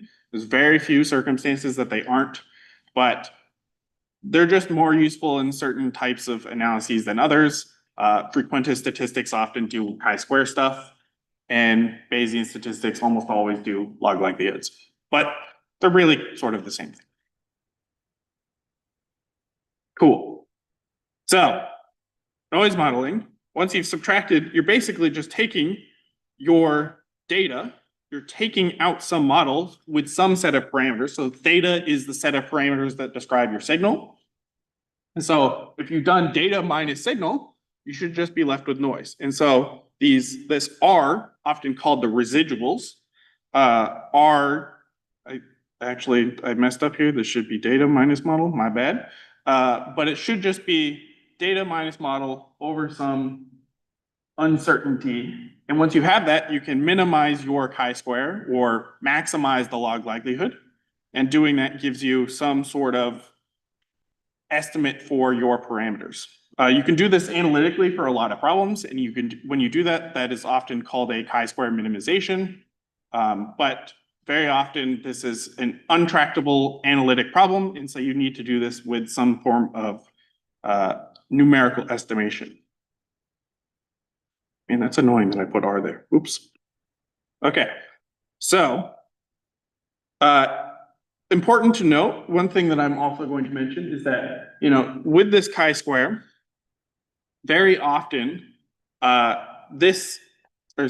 when you model your signal, you basically have to make there are two classes of signals that you have to model, right? There are deterministic signals. Deterministic signals are ones in which you know exactly what processes come in. So it's a one-to-one relationship. So if you put in a set of parameters, you always get the exact same set of outputs from it. But then there are also stochastic processes. Stochastic processes are things like in gravitational wave, or in PTA analysis, we use red noise, right? Red noise is a stochastic process. It is not something that we can determine exactly. And so we need to describe the statistics of it instead. And in that case, you need to put those somewhere, right? So when you do deterministic stuff, it's actually very easy because you can just subtract it from your data, right? Very easy. But if you're trying to model noise with stochastic processes, you have to put it somewhere. You can't subtract it from your data because that's not how the statistics work, right? You don't know exactly what your noise processes is going to look like. And so instead of modeling it in the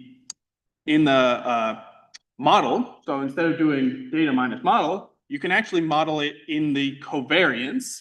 So this is, right, basically you're putting it into this sigma I in some form.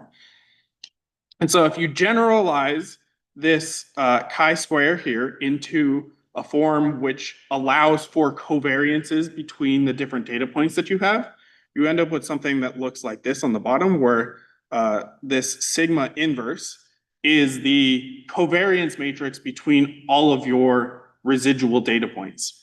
And so if you are dealing with something like time varying processes, you can model the covariance between the individual residual data points, which can model things like red noise. And so you can put red noise into your covariance matrix much, much easier than trying to subtract out some set of like some random process, which is extremely difficult.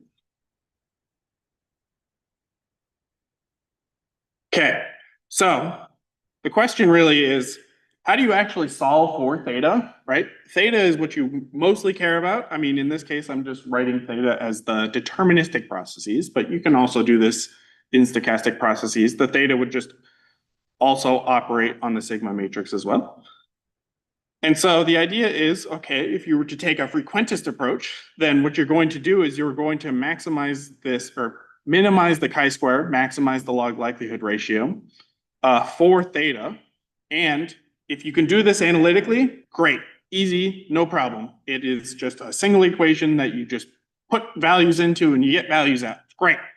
But if it's not if it's not a straightforward solution, right, you may not be able to analytically solve it, and so it's not going to work very well. The Bayesian approach basically says, okay, what if we just put in values of theta, right? We can just guess, right? Just put in some random stuff, see what works. And effectively what you're going to do is you're going to guess, you're going to check how good that guess is, and then you're going to update your guess based on what you just did and how well it worked, right? So basically you can say, oh, if I update this parameter a little bit, you get a better fit. So let's just keep going in that direction until it stops working, right? And so that's effectively what an MCMC is doing. It's guessing a position in parameter space and it's saying, is this a good position in parameter space? If not, move it a little bit and see where it goes. You're trying to perturb into the space and move around and try to find areas of high likelihood. And so I mentioned MCMC, right? And so did Alexander. MCMCs are sort of like they're a more intelligent brute force algorithm, right? Brute force searches are great if you have smaller parameter spaces. So you can literally just put points all over your parameter space and search over all of them. But the problem is that only works if you have a very small number of dimensions. So if you have like, say, 2 dimensions and you want to do grid searches of like maybe 100 points, I think that's just 100 squared. That's not too bad. But now I say you have 100 parameters. Now that's 100 to the 100. Good luck. You're not going to be able to do that in any reasonable amount of time. So you need some way to explore this parameter space, but also that parameter space is probably not all equally likely. There's probably going to be tons of places in that parameter space that suck. And so you don't need to spend time searching in those places. And so MCMC is basically a slightly more intelligent way of doing that, which is just searching in places which are higher likelihood. Right? So it's not wasting your time in these low likelihood areas, you're just spending time in the higher likelihood areas. And so really what it's sort of doing is it's a hill climbing algorithm, which sometimes wants to go downhill, which sounds weird, but it makes sense. You are always going to try to climb uphill, but every once in a while you need to be able to climb downhill. Otherwise, you're going to get stuck in high likelihood places and you're never going to go away from it. And the other important part about the hill climbing out or being able to go downhill is that you want to figure out how much more likely certain places are in the parameter space versus other places. And the only way you can actually effectively do that is by being able to go downhill. And all of that is entirely controlled by one value, and it's called the Hastings ratio. The Hastings ratio is effectively just the posterior at point A versus the posterior at point B. You are taking the ratio of the posteriors, and when you do that, that basically gives you the probability that you are going to jump to the new place. So if the new proposed point is somewhere higher likelihood, then this Hastings ratio is going to be above 1. And so the probability that you go to that new place is 100%. You're always going to jump. But if you propose to go downhill, right, say you jump to, or you proposing a point where the likelihood is half of that of what it used to be, then the chance of you jumping to that new place is 50%, right? And the important part about that is that because this is a likelihood ratio, right, then in the end, when you look at your posteriors of all of these different samples, the amount of points in each space, each bin represents how likely that place is relative to all the other places, right? And so this Hastings ratio is entirely why MCMCs work. It's pretty awesome. And importantly, I will say that, you know, there are a ton of MCMC methods, like literally way too many to count, but they're all going to use the Hastings ratio. And this Hastings ratio is like, effectively all these MCMC algorithms are just fancy ways of guessing a new point for the Hastings ratio to judge how good that new point is. So if you try to do HMC or NUTS or any of these other samplers, they're all still using the Hastings ratio. They're just using very smart new points to propose. So I will mention MCMC is both an art and a science. It is very helpful in a lot of scenarios, but also it is a pain in the butt to get it working properly, right? Alexander mentioned that can be difficult, and very often you will not get it right the first time, and you will not get it right the second time either, I promise. So very often you have to specify, you have to like massage your MCMC for the problem that you're actually working with. And so there are a bunch of different types of statistics that can tell you how well your MCMC is working. Things like the Gelman-Rubin statistic is great. And so you really just need to make sure that your MCMC is working properly before you can actually trust its results. Oftentimes, you can get things like off-the-shelf MCMCs, but they often, give me one second, they often kind of suck for a lot of problems. For most problems, technically, they will suck. And so tailor making your MCMC is always going to be better than if you just arbitrarily grab an MCMC off the shelf. But also, grabbing an MCMC off the shelf just to try it is almost no effort. So you might as well try it, see what works. And if it doesn't work, then you can change it, right? Changes. What is autocorrelation? Like, how do you calculate that? Yeah, why aren't these segments always just independent? Yeah, that's a good question. So the way that an MCMC works, right, is there's two parts to an MCMC. It's a Markov chain Monte Carlo. So the Markov chain part of it is the whole. So actually, I'll mention the two part. Monte Carlo is easier to explain. The Monte Carlo is basically just randomly displacing your current parameter position into a new set of parameters. And the Markov chain part is that each parameter or each position in your parameter space only depends on the previous parameter and not the other things. So like the likelihood that you are going to be at any specific parameter place only depends on where it was previously and not the entire chain before it. But if you might be able to guess that if, say, for instance, the probability that you are at the previous parameter place depends on the previous one from that, right? So technically, this Markov chain really only depends on the previous point, but the previous point also depends on the previous point, and so on and so on and so on, right? And so importantly, you want to make sure that each of the draws from this distribution is independent in some way. And so the way that you ensure that this is independent is through an autocorrelation link. So basically, it's just saying, do I expect each of these draws, are they basically all going in the same direction? If they're all going in the same direction, they're going to be correlated with each other. So it's high autocorrelation. And the autocorrelation link basically tells you how many samples you need to go before you get a completely independent new sample. And so that is you need independent samples from the posterior to actually estimate your entire posterior. And that is basically the only way you can ensure that you are really exploring the parameter space. Otherwise, you can bias yourself by, only exploring a small number of parameters.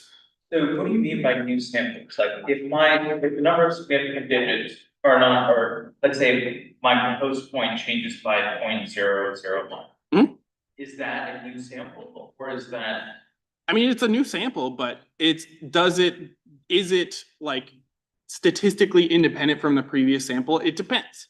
It depends on your like parameter space. So you can imagine, say, you have a parameter space where your posterior spans, an order of magnitude from like 1 to 10 or something like that. But your jump sizes are 0.01, right? And so you are barely jumping in this parameter space at all. You are going to have very high autocorrelation because the point that you jump to is going to be very highly correlated with the point that it jumps to. Basically, you can sort of think of it like, think of the derivative of the posterior surface at that point. If you jump a small amount, the derivative of that posterior, if it's pretty much the same, then it's effectively the same point, right? And so you want to jump into a point in parameter space where the derivative is different or the gradient is different. That makes sense? Yeah. Cool. Yes. Are you talking about creating your own jumper filter or next step composition, based on your physical problem, what makes sense, rather than, I guess, what a simpler would recommend mentioning is that, like, you know, agency, nuts, and is those propositions for creating the next point. So you're saying that creating a one for yourself versus using like a third. Yeah, I mean, so the question is like, what do I mean by like tailor making versus, you know, off the shelf? So really what I mean, in a way, doing something like nuts or HMC sort of is tailor making. It is analyzing your posterior surface through the gradient information to actually propose new points. And so those samplers are going to be a little bit better at exploring the spaces than, you know, something like a Metropolis Hastings algorithm, which we'll get into in the notebook. But the general idea is basically that there are going to be almost every problem, if it's hard, you're going to have issues with sampling. Like you can't just throw a sampler at a problem because it might get stuck, or some of the parameters are not very informative, or some of the parameters are really informative, right? And in those cases, it's usually better to have things like customized jump proposals because you can explore that parameter space way easier. So if you can say, you know, a great example of this is like if you were doing a sampling of a sinusoidal frequency, often you'll get these spikes at, you know, one frequency and then all of its harmonic modes. And so if you propose points which are at the harmonic modes, it's way easier to go between the modes than trying to, you know, slowly drift into the next frequency mode because you get these like dips in posterior space. Does that sort of make sense? Yeah, so that's something that, like, say, another agency and you would do on their own independently, because the kind of likelihood space is like making the company jump to a more likely value based on the existing evidence, or it's going to be kind of hard to put in every.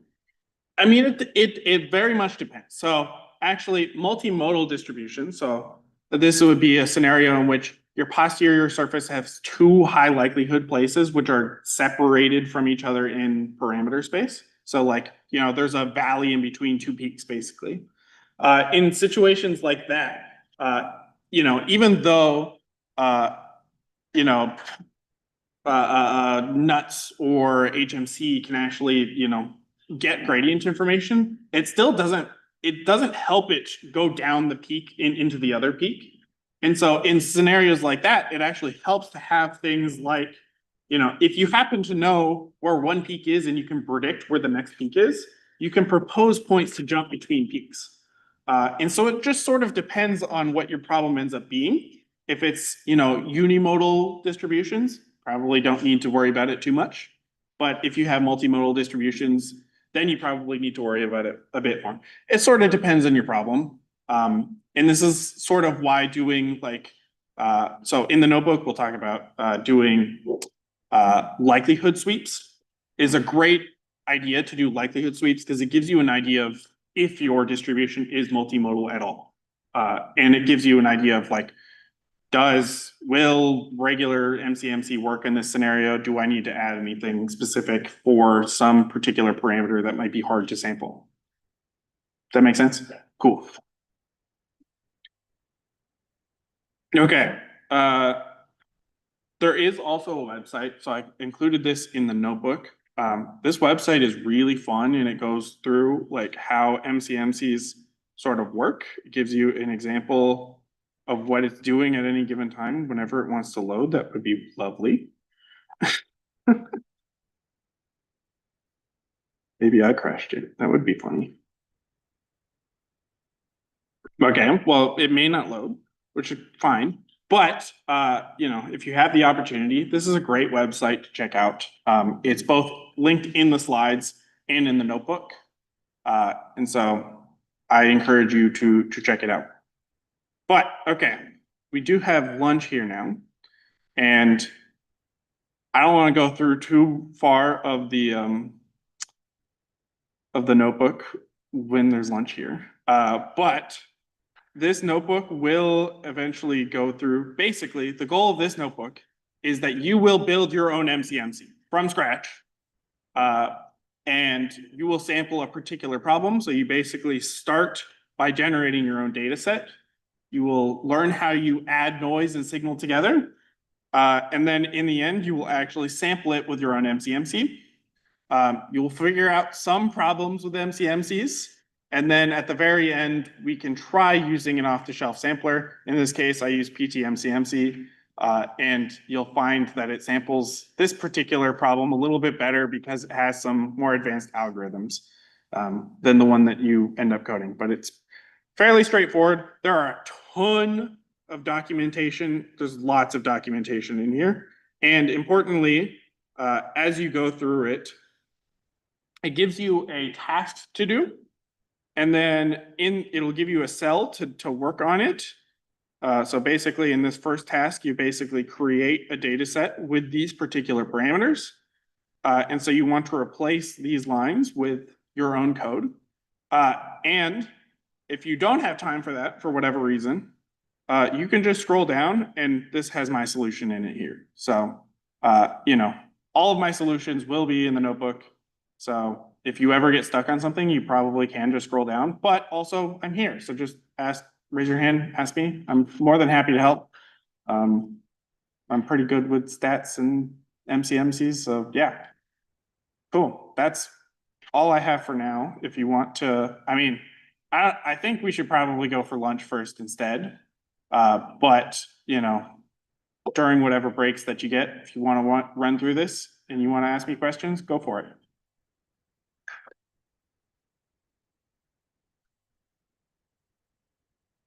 I should ask questions. What questions do people have? Yeah, I understand. You should go for food then. Alright, we've got occupants back in the room. We should have at least enough for 2 occupants per person, probably more, so help yourselves. In terms of the distribution, we've actually labeled it today, which is good. So, okay, we've got gluten-free, we've got, Yes, I love it. vegan. There's last one. Yes.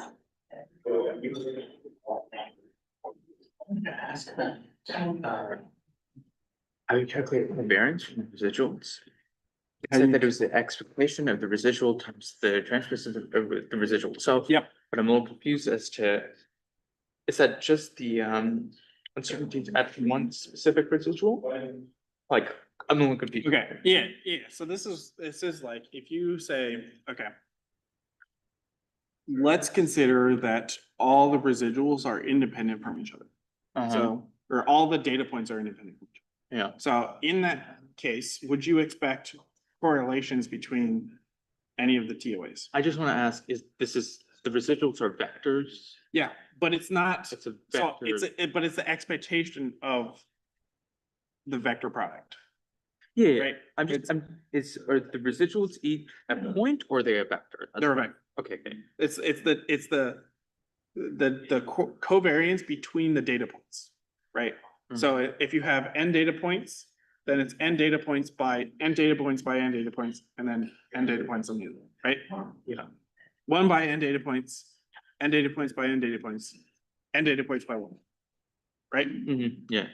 So that would be, let me see if I can go back to it. Thank you, Matt Miles. This is 1 by n data points. Yeah. Data points by 1. So it's describing the covariance between the two, so like, right?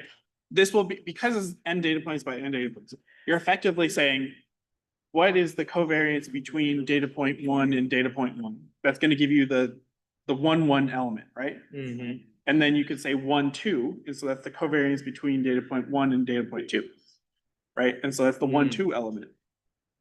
So, And so if you have independent data points, do you expect anything in the off diagonal? oh, it's 0. Yeah, Right. it should be all 0, right? It should just be the diagonal, which is why, right? If you have diagonal or independent data points, then it turns into this equation instead, right? But yeah, I just wanna, let's see. Independent data points on diagonals.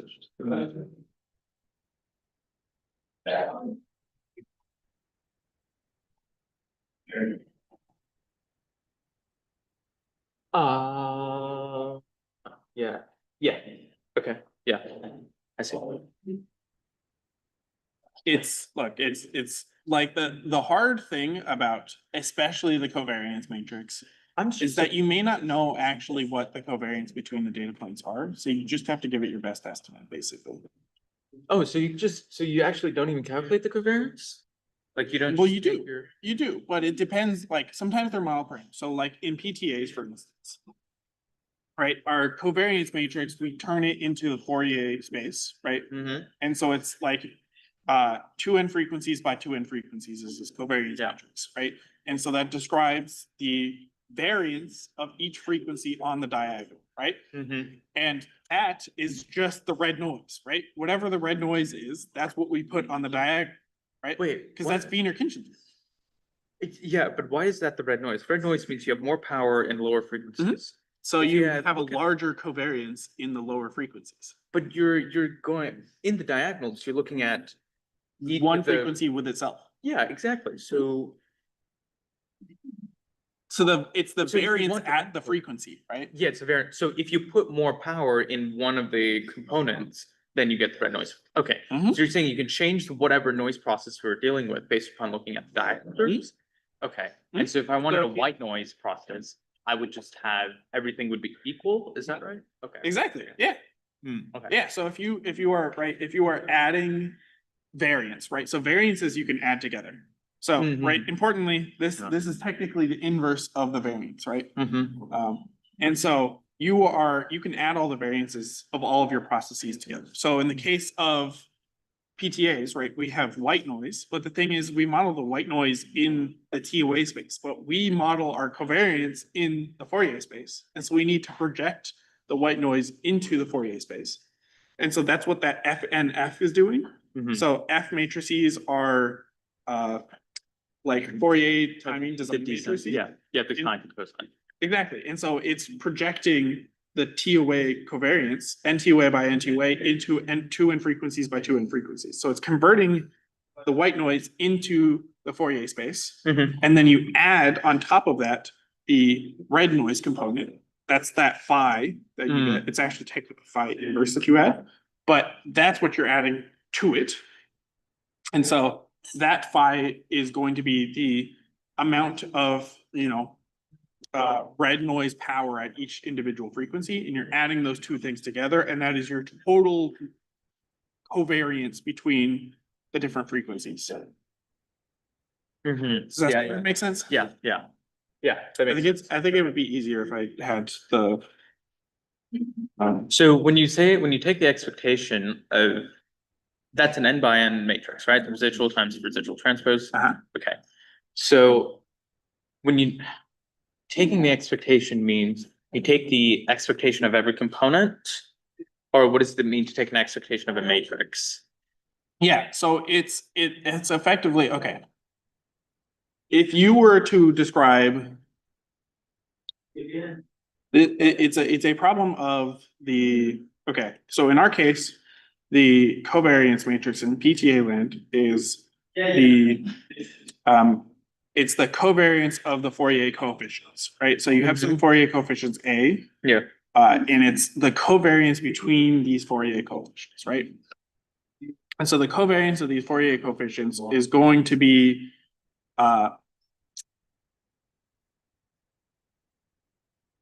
in this case, it's a zero mean Gaussian random variable where the variance is controlled by some parameter which we set, right? That is the, the power spectral density of our process is what we have. And so it depends on your sort of data set. But in our case, right, our power spectral density is actually the parameter that we're searching for. We don't really care about the Fourier coefficients. We care about the power spectral density. And so when we do this analysis, you are looking for, you are having sigma be a function of some parameters, some parameter theta. Yeah. And then you are evaluating the likelihood given some parameter theta. So effectively you're changing what the variance is while you're sampling, right? Yeah. And so it is saying, okay, given this set of variance, does that match up with this data? Given this variance, does that match up with this data? Does that sort of make sense? So, Let me see if I. so Hertz gravitational wave astronomer. I gotta pull it up. It's my favorite.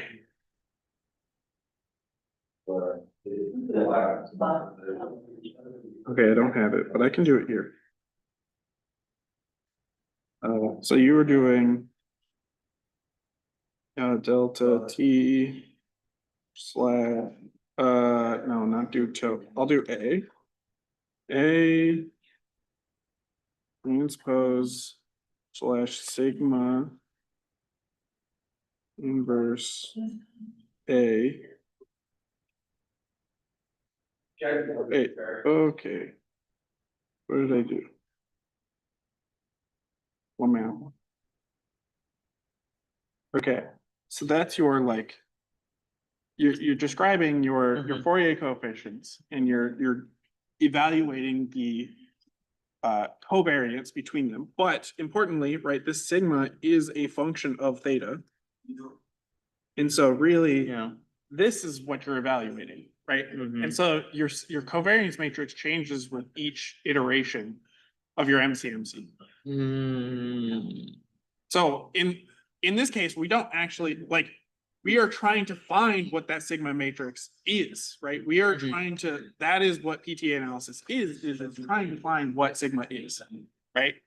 But in some cases, you a priori know what the sigma matrix is. So in the case of you are doing light curve data, right? If you do that, do you expect there to be any sort of correlation between one measurement and the next measurement? Well, that's not dependent on the source. We know that it should be dependent on the source, right?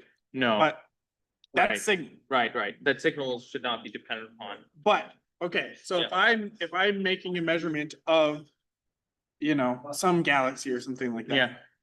And I measure it at time 1, and then 10 minutes later, I measure it at time 2. Yeah. Do I expect the noise in measurement 1 to affect the noise in measurement 2? If you don't have a damper and a wall, then no. So I'm not saying the signal of the source. Ignore the source. Oh, okay. Just say I'm No. looking at the galaxy, right? Should. Then you should, right? And so in that case, you'd expect the covariance matrix to be diagonal, right? Right. Because they should not be correlated with each other. And now you can say, well, I have an estimate of how much noise because I have, like an RMS error. Yeah. And so you can say, well, that RMS error is just, that's our error, right? And so you can say that the RMS error is like a standard deviation. Right. Where that, now you have a variance. And so now you can do a Gaussian likelihood using that. But you're right that if you do have, right, if you're observing something that is like, if the signal itself is random, right? Yeah. So in this case, your damped random walk, right? You will need to have something that looks like this. I mean, it won't be A's, but assuming A is like some other thing, so you can say like this. Like curve, You could say R as a function of theta I. This is theta J. And this is R as a function of theta I. Alright, and so you can minimize this, or you can maximize the likelihood. Given these different values. And so you're basically, the way that I would do that in a damped random walk sense is basically just put like the damped random walk parameters theta J would affect the you would add to that white noise that you already have, so. However you form the white noise, you just add the red noise to it. Yeah. And then, you know, subtract any sort of parameters that you have, so R is data minus your model. Yeah. And you should be good. Hmm. Make sense? Yeah, I see. Yeah, makes a lot of sense. Yeah. Thanks, Kyle. Cool.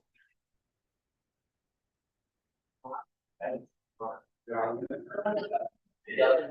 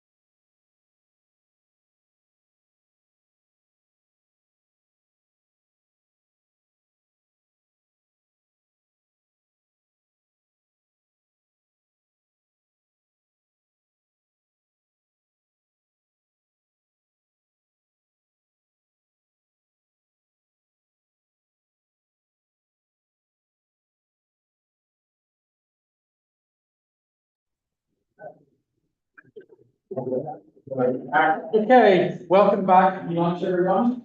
I'm sure there's some food back there if you'd like to continue nibbling. Matt is still feeling a little bit under the weather, so we're very grateful that Thankful is returned and is going to give us a run through of how you actually time pulsars in a practical sense, how you build those time solutions, fit those time solutions, and visualize them and process them. Thankful. Yes, thank you so much, Steve.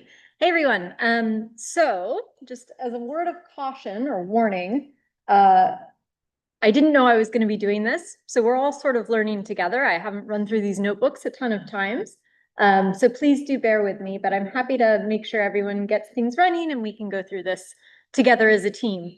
But if I seem like I don't know what I'm doing, that's what happened.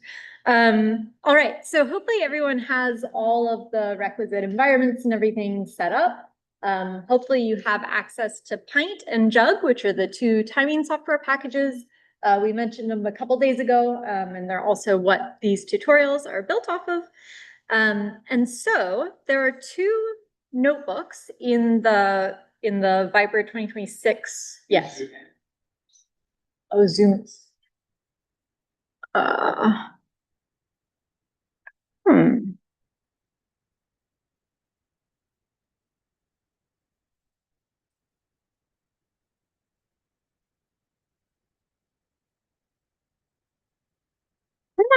Just command boss. Oh, just okay. Oh. Is that big resolution okay? Is that, oh yeah, that looks pretty good. Okay, cool. Yes. Is this supposed to be on the GitHub? Do we have access to it? No. They do have access to the GitHub, right? Yeah, so I think there's a link in the Slack. Oh yeah, sorry, it's under day 2. Yeah, because this was supposed to happen on day 2.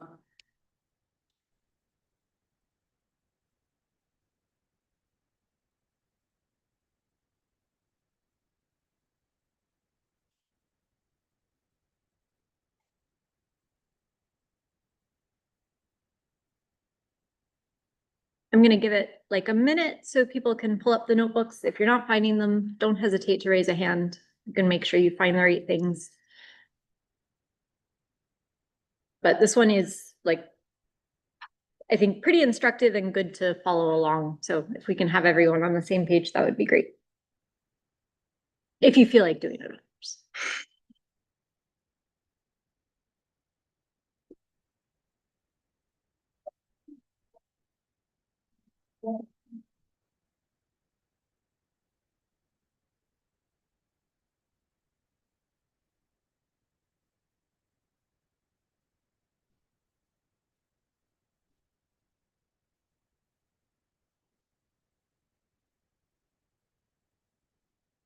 Is anyone having a problem? Do most people have the notebook pulled up?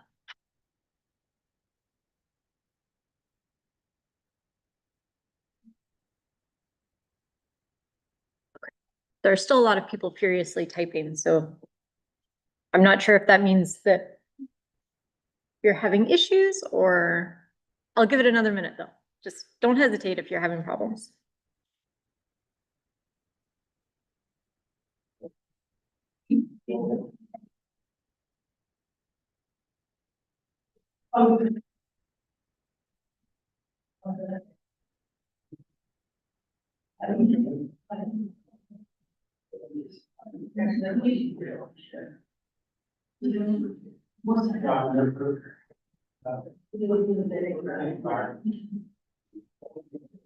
Yeah. How are you doing? Oh, really? I think that's supposed to be part of the choir. I know that.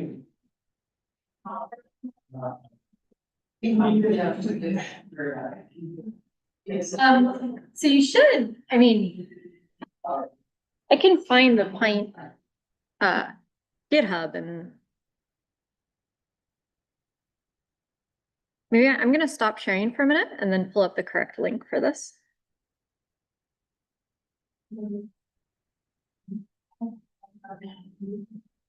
Everyone's sea level, we're reading in its old time.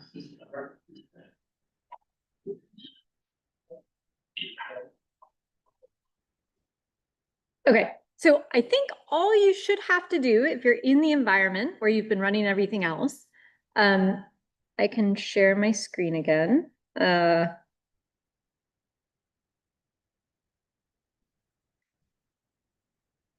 So yeah, PINT, this is just the PINT repo on GitHub.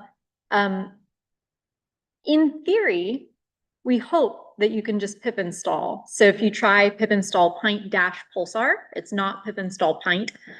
Let me know if that works for anyone.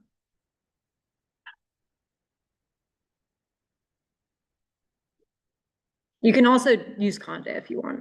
So the conda instructions are up here as well.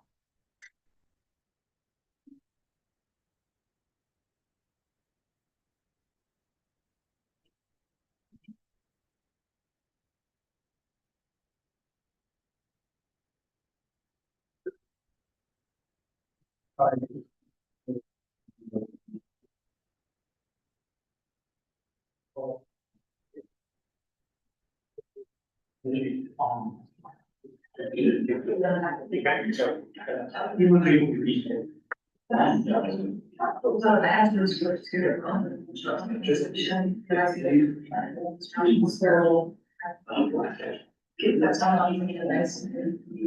it worked.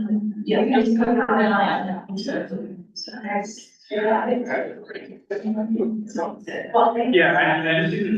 Yeah, and just tell you, yeah. Yes. That's good.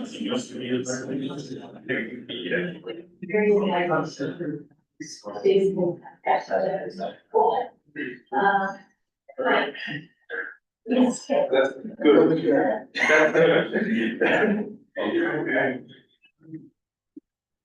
Okay. Okay. How are you? How are you? Right.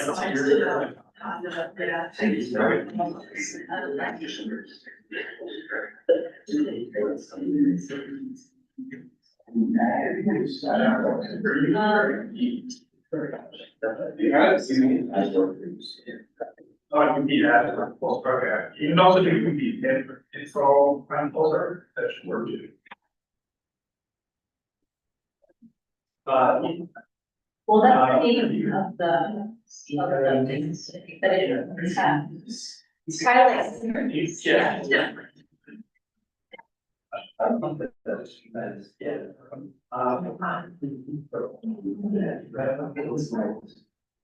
Yeah, maybe you should just do it if you need. You need to install one day. I don't know. I've never. What's the question?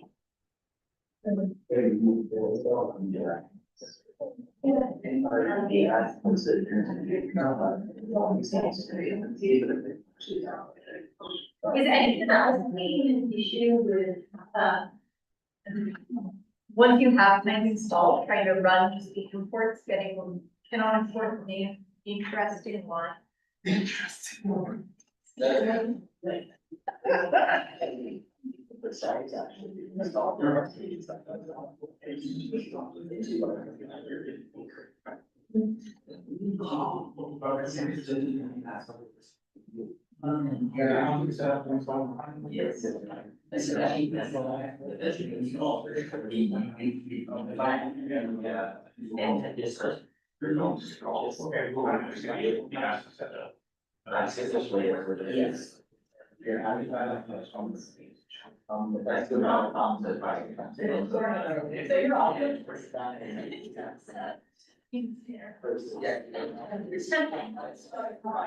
So not good, right?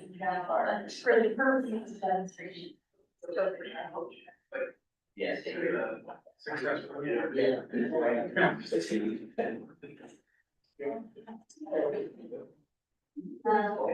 That should also be part of the environment.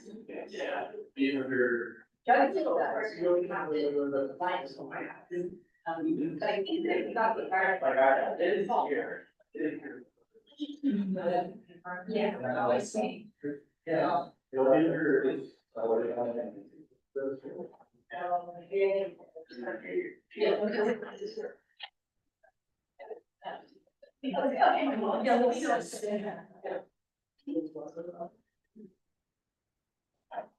I've never seen that.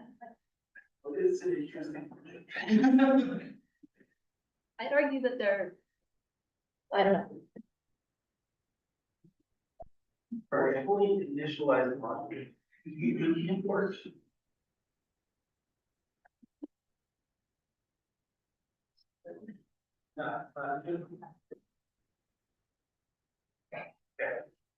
Is anyone running into anything bad? Okay.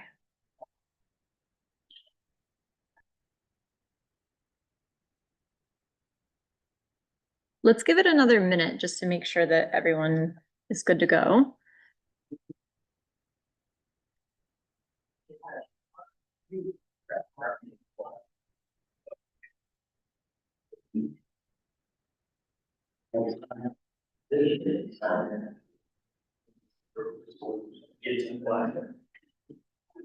So has everyone tested their install by going to this timing 1 pint jug notebook and then at least running the first couple of cells or just the first cell that has imports in it? We're good? Cool. That's great news. Okay. Well, let's get started on this and we can take a break and make sure everyone gets caught up if that sounds okay. So there's some nice, there's sort of a nice forward here. It goes over some of the information we talked about on Tuesday about just the construction of TOAs and timing models. Hopefully, I think that we should be okay to skip over some of this, but please do read it. Yes. Oh, wait. Oh, I only shared that window. My bad, thank you.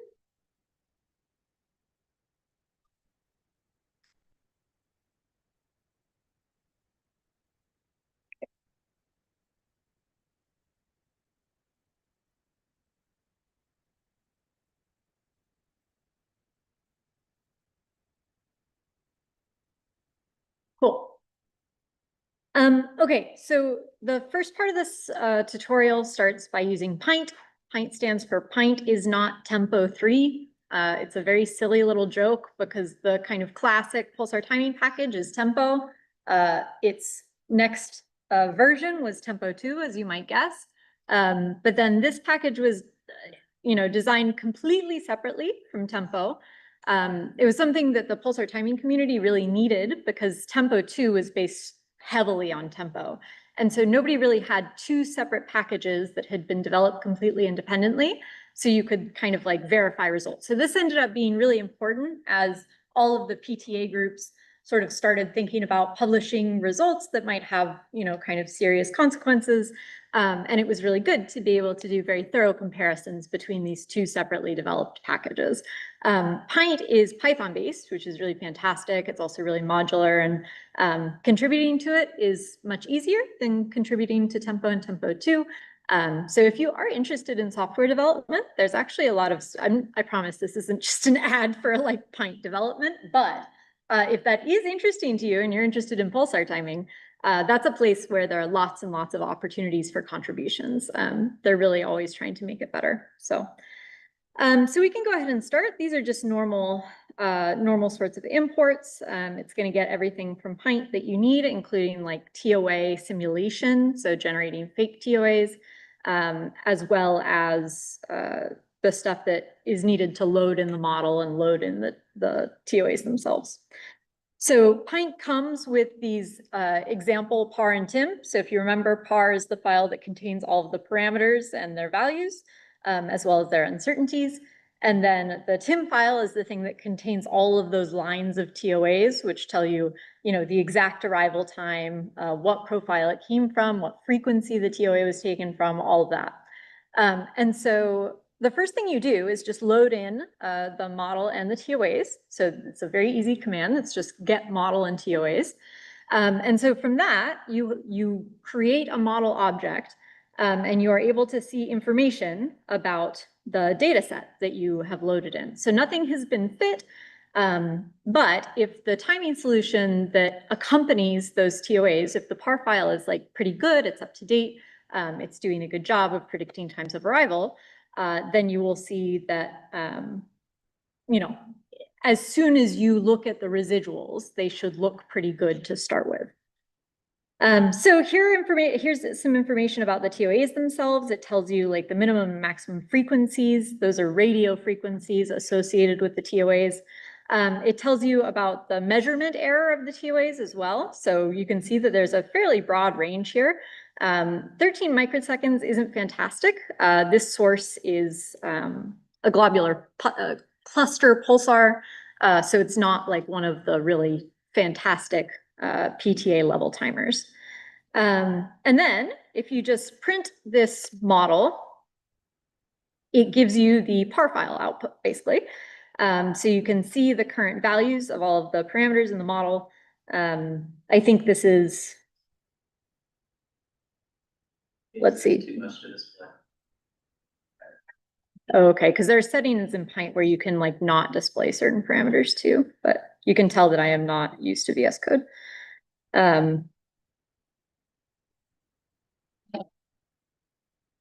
Oh, I see. Okay, cool. Thanks. Yeah, okay, cool. So you can see the parameters that are actually fit. Those are designated with ones here. It's just a toggleable 0 or 1 on or off. And the associated, you know, uncertainties with each parameter. F0, F1 are the pulsar spin period or spin frequency rather, and frequency derivative. And for this one, all you need to start right now is this position and then spin and spin down. So hopefully that's making some sense. Now we can look at the prefit residuals. So this is like just based on the PAR file and the TIM file that you loaded in without any extra fitting, how well is the model doing? And so we're going to look at a plot of the residuals. And this is a bit startling. This is not doing well in the way that you would hope, right? Because what we're looking for is sort of nicely scattered around 0, no kind of serious structure. But you might have noticed that there's some pretty serious structure in these residuals. And so what you'll do next is you're going to, the idea here is that we're just trying to kind of slowly refine the timing model. And so, as I already said, the parameters that are flagged with 1 are free to be fit. And so this is going to do a refit, but it's only going to fit the parameters that are toggled right now. And so that's those 4. So let's go through and do the fit itself. It'll give you a reduced chi-squared. Yeah, so this is looking a lot better. Pretty good reduced chi-squared. Not fantastic RMS, but pretty good considering this pulsar. So hopefully everyone's seeing this. Yes.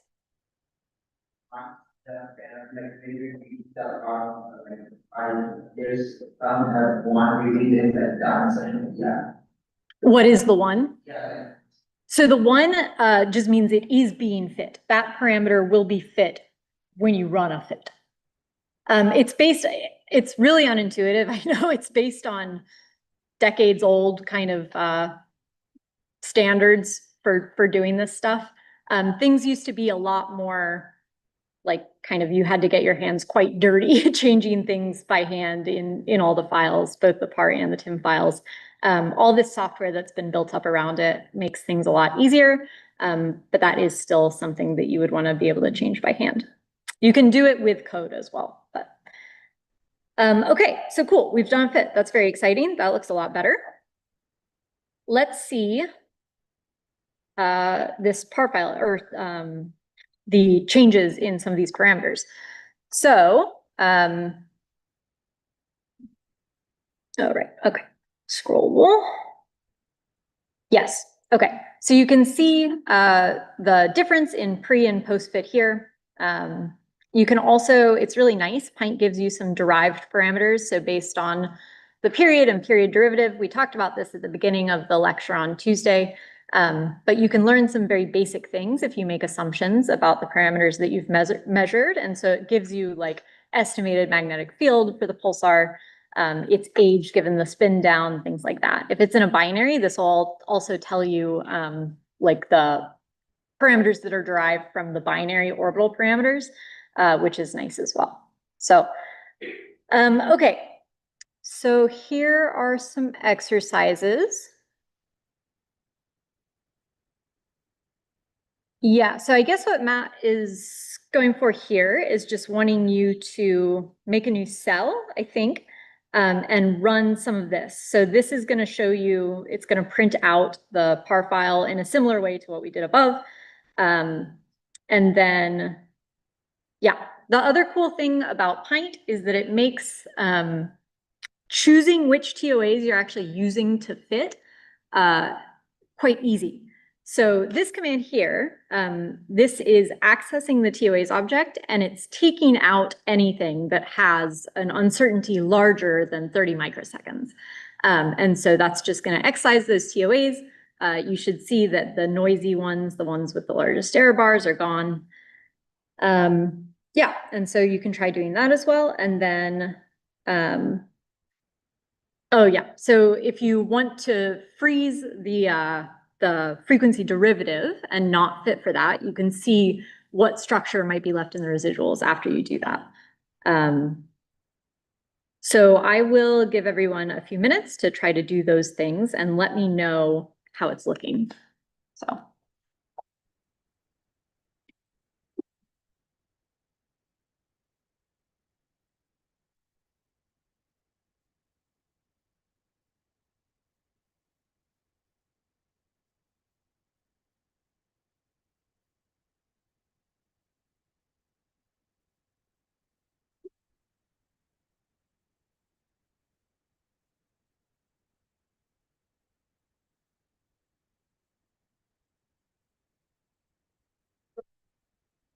You can also, especially for when you're excising the TOAs, you want to make sure that you're putting that, you can't just put that right after where the text about this other exercise goes.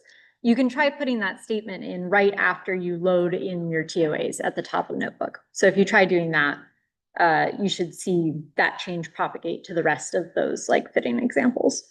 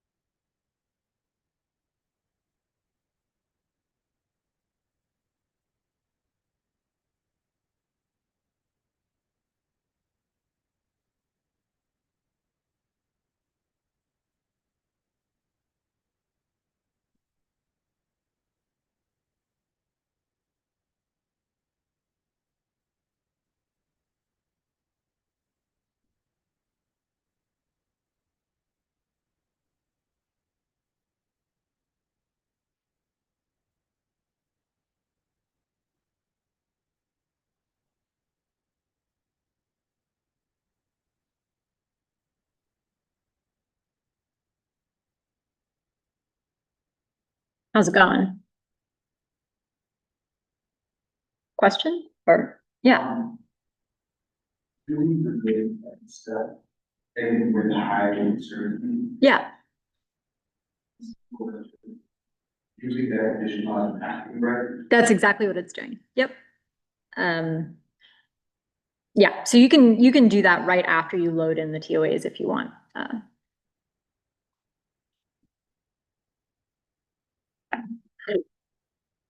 Yeah, it seems like something that is kind of a no-brainer, but it's actually something that's quite difficult to do in previous timing software packages.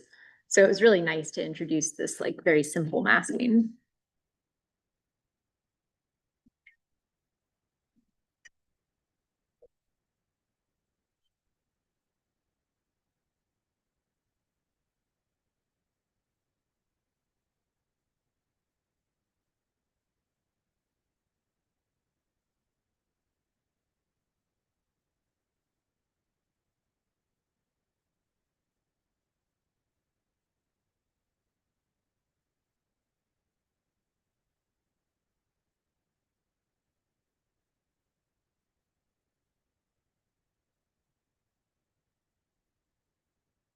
So if anyone was able to excise the TOAs, did you see the uncertainties and the parameters change at all when you redid the fit?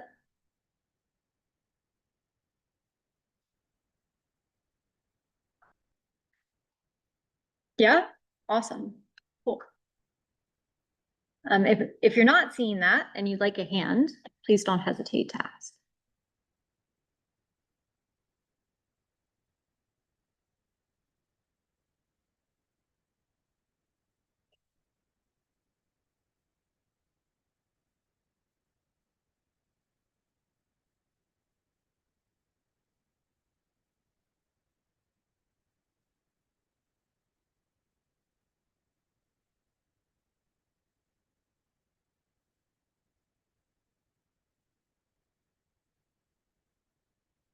To be clear, when it's talking about freezing, so that's the same as flipping that 1 that was in the par file from a 1 to a 0. So it's just saying freeze that parameter, don't let it fit when you're doing the fit. Yes. Not the derived parameters, the actual values, the uncertainties associated with the post-fit parameter values. So if you look here, for example, or I think maybe it would be easier to look at just f.model.as par file, and then you can see the reported uncertainty.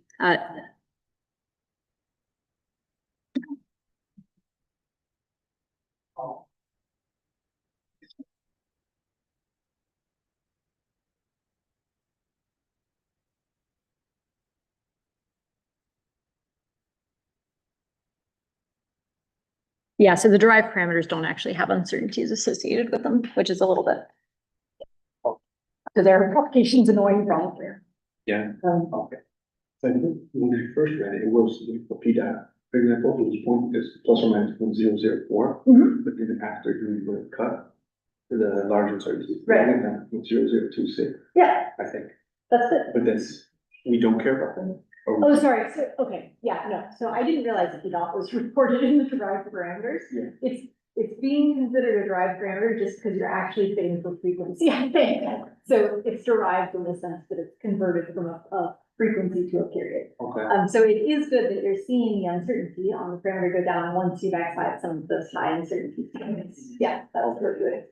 Okay, and then when I'm thinking the model's profile, after the stuff, which one specifically am I looking at? So all of these, any of the ones that are fit, you can see the associated uncertainty here. Including R and debt, okay. Yeah, So this will improve our estimation of R and debt. it should a little bit. Okay. Yeah. I haven't done this before, so I'm just curious. what Totally. it is. Yeah. And then F0 goes down.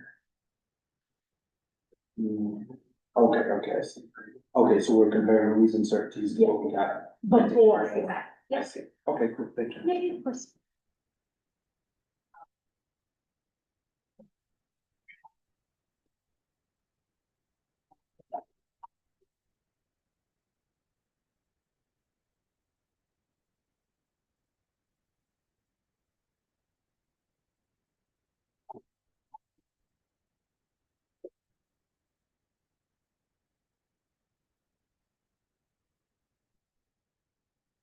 How's everyone doing? Is anyone running into problems? I don't want to call people out, but.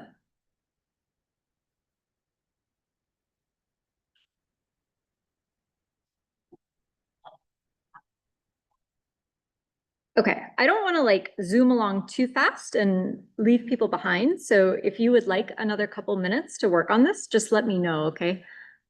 It's really not a big deal. It's just, I'm not sure what stage everyone is at.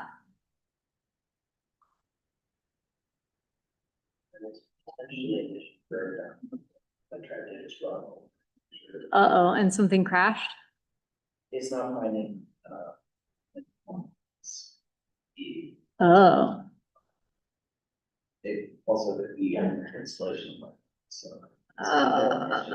okay, that's very interesting. I worry a little bit that has, because it's PINT that ultimately controls grabbing the clock files.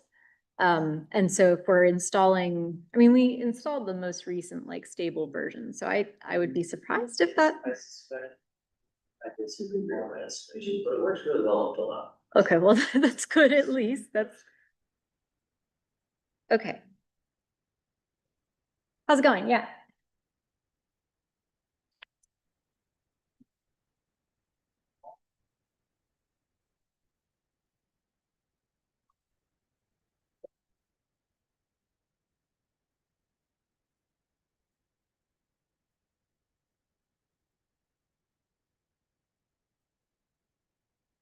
Yeah, the thing though is that you'll need to, if you're comparing the unexcised to the excised, you'll want to like run through, you'll want to get the number for the unexcised first, and then you'll need to, it's a little bit weird, like you probably want to restart the kernel and then run again with doing the excision and see what that is. So sometimes the way the TOA object gets modified, like it's not totally obvious, like whether or not it has been reset to the original like state of the object or not.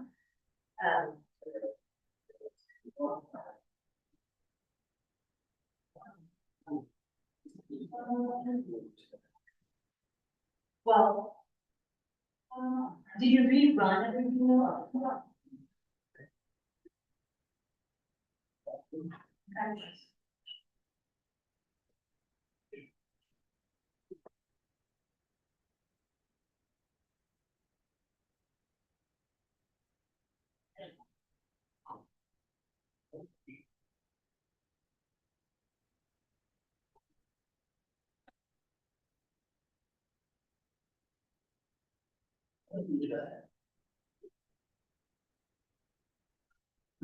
So you should see, if you do the print summary, you would see the RMS, the error change.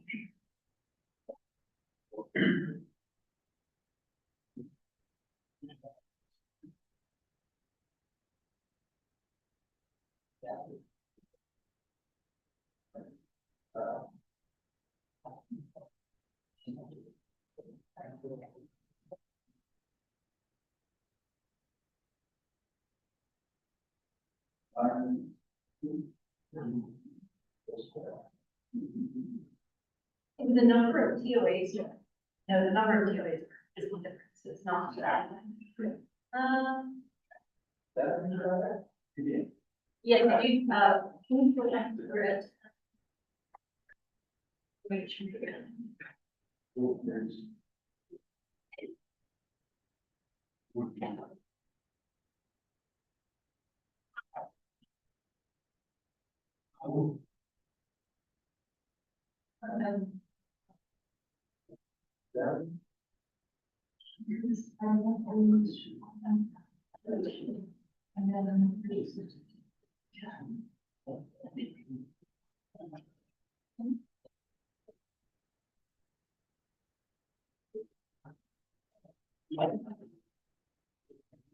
Yeah.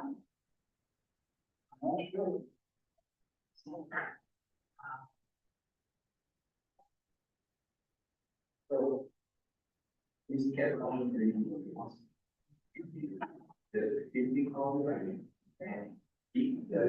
That's directly needed into the model. So, yeah, the building model.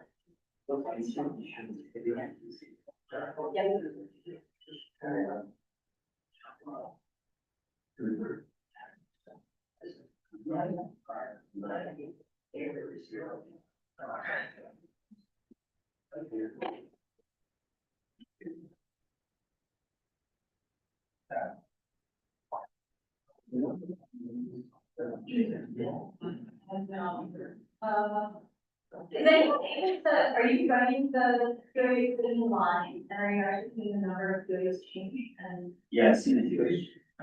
I see how you, I'm not sure, it's not.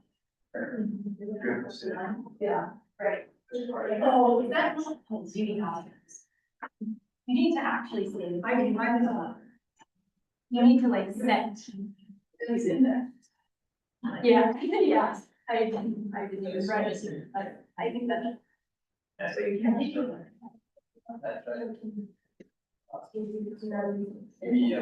Well, the idea is to run into the robots. Yeah, sorry, everyone. Yeah.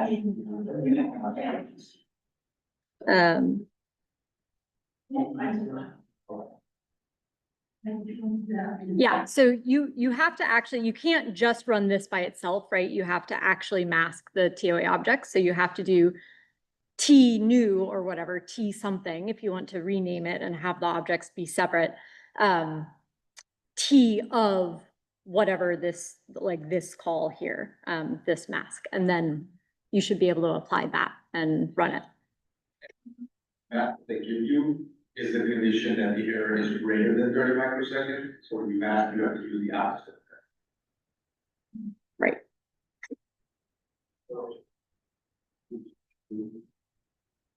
Yeah, that gives you true, then the insert is greater than 30. You want to be greater, so you move your, yeah, so you can just do a big hop.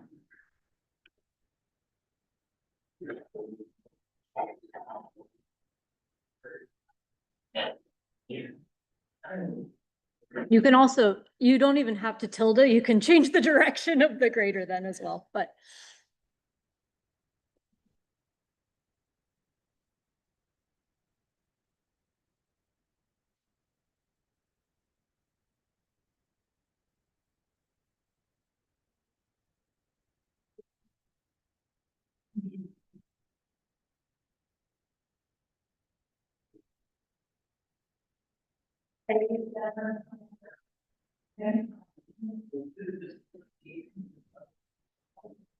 Yes. No, you're okay, okay, so, wait, it's me, you're looking back. Yes, so that is the lead one, so if you reverse the direction, that's like, we can do that, we can really make this stuff very large. Does that make sense? So if anything, you're right, yeah, I would do that, just to be sort of stable. Yes.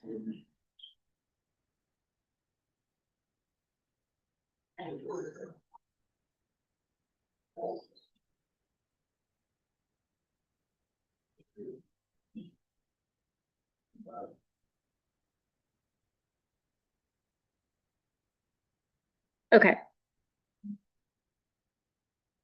Well, I think it might make sense to move on if that's okay with everyone. So what about freezing F1? Were people able to freeze F1 and see what the result was? And you notice the difference? Yeah.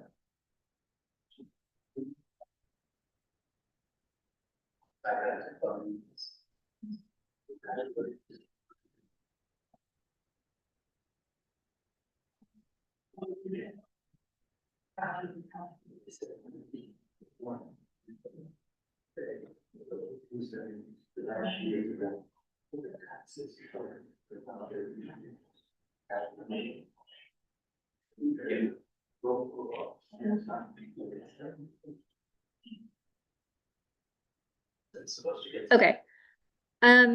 Maybe we can move on and then come back if people are not able to make this happen, which is totally fine, no big deal at all. Obviously, we're completely winging this. So let's move on to this part about fitting a Shapiro delay. Matt linked this really nice, like binary 3D visualizer that was made by Matthew Bales, who is in Australia. And yeah, so if you open that up, we can take a look at it. And this is really fun. So if you remember, the Shapiro delay is the post-Keplerian effect where the pulsar is going behind its companion and the potential well of the companion is causing pulses to be delayed. And so if you change the kind of parameters of the system, things like the relative masses of the pulsar and the companion, the size of the orbit, the inclination, things like that, you can see that reflected in the actual shape of the Shapiro delay curve. So this is pretty cool. You can see, for example, how much the Shapiro delay is nothing, right? When you are decreasing the inclination, it's just not detectable. It's too covariant with other parameters that you have to fit. And it's just too small of an effect. And so if you increase it to like directly edge on to 90-ish degrees, you can see this like very sharp, very significant Shapiro delay peak. And you can also see that the actual delay that's induced is like hundreds of microseconds. It's fun to see. So on the tutorial, it gives you the definitions of the two Shapiro delay parameters. So the range and shape parameters, R and S, are directly related to the mass of the companion and to the inclination angle.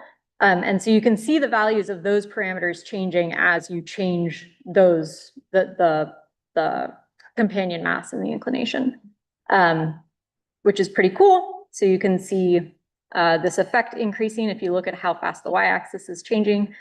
And then, yeah, changing the inclination is another like very obvious change. It's not all that interesting to change the other angular parameters that describe the orbit in the case of the Shapiro delay specifically. Yeah, so hopefully this is working for everyone, but it's fun to play around with. Okay, so let's look at this Shapiro delay exercise.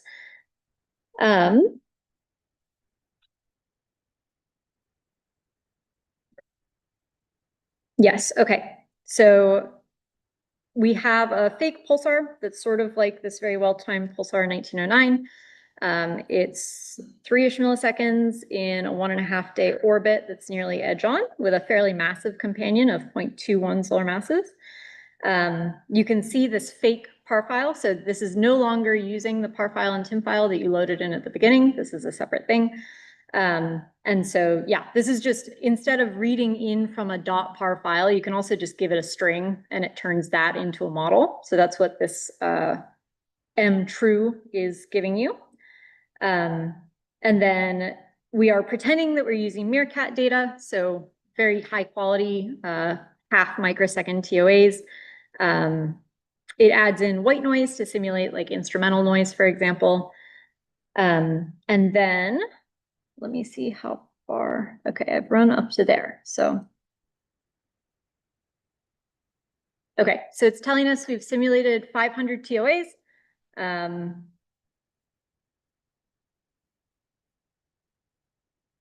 Yeah, and then it's just saving the par file and the TIM file to disk. So it's saving this new fake TIM file and the new par file that you made just with that string in the cell above. Okay. So what we're sort of doing is what I introduced in the lecture on Tuesday when I was telling you that there's a difference between if you remember that Shapiro delay plot, there was like one curve that was a lot higher, right? And that was sort of the curve that describes the actual delay at the location of the objects, right? But then you have this measurable Shapiro delay, which is the signal that's absorbed, and the peak is much lower, so it's much harder to detect. And that's what you have to do if you don't actually know a priori what the companion mass and the inclination angle of the orbit are. And so what we're going to do now is we're going to sort of pretend like we don't actually know anything about the associated Shapiro delay. And so that's what this next cell does. It is adding in, it's replacing the known M2, which is companion mass, and sin I, which is inclination, with 0 and 0, and redoing this. So it's okay. It's not doing great without Shapiro delay, but it's doing an okay job.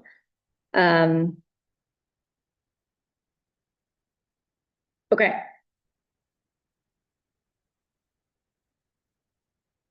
Let's see. So this is showing you the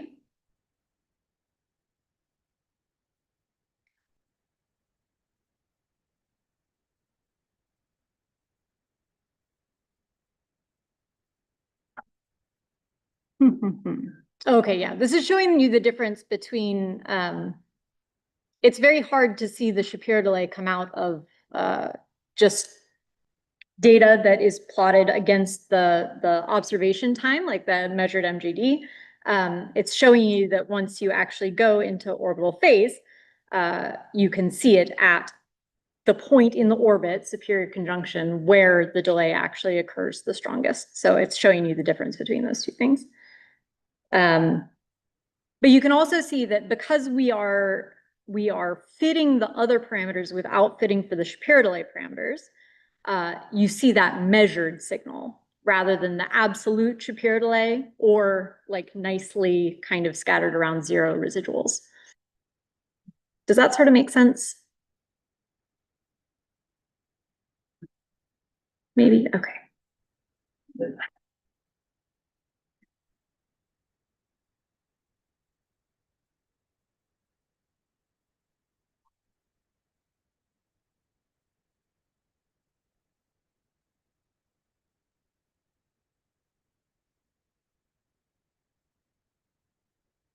Yeah, so this is going to show us the difference between the actual Shapiro delay, which is this black curve, and the absorbed, the measurable Shapiro delay that we just looked at in the other plot.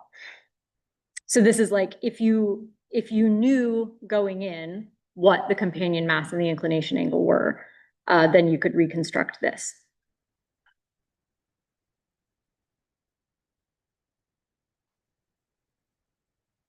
This is also just a nice resource for if you're ever going to do other PINT associated work. It's good to just have a quick reference for like how you make all these plots and extract these values and load in, you know, the files that you need, stuff like that. Okay, so now we're actually going to fit the Shapiro delay. So this is adding in the Shapiro delay parameters, but letting them be free. Okay, so this is saying that the measured Shapiro delay is 0.2105 solar masses, which is very close to the injected value. And same goes for the inclination angle. This is quite a highly inclined source. It's at 86 and a bit degrees. So it's nearly edge on, though remember how strongly the inclination affects the actual measurable delay. Okay, hopefully, yeah. So this is showing you that if you are actually fitting the Shapiro delay parameters, then your timing model is describing everything it needs to, right? And so that's the difference between the top plot and the bottom plot. It's if you're not including the Shapiro delay parameters or you're setting them to 0 or whatever, versus if you are including them and you're actually fitting them. Does that difference also make sense?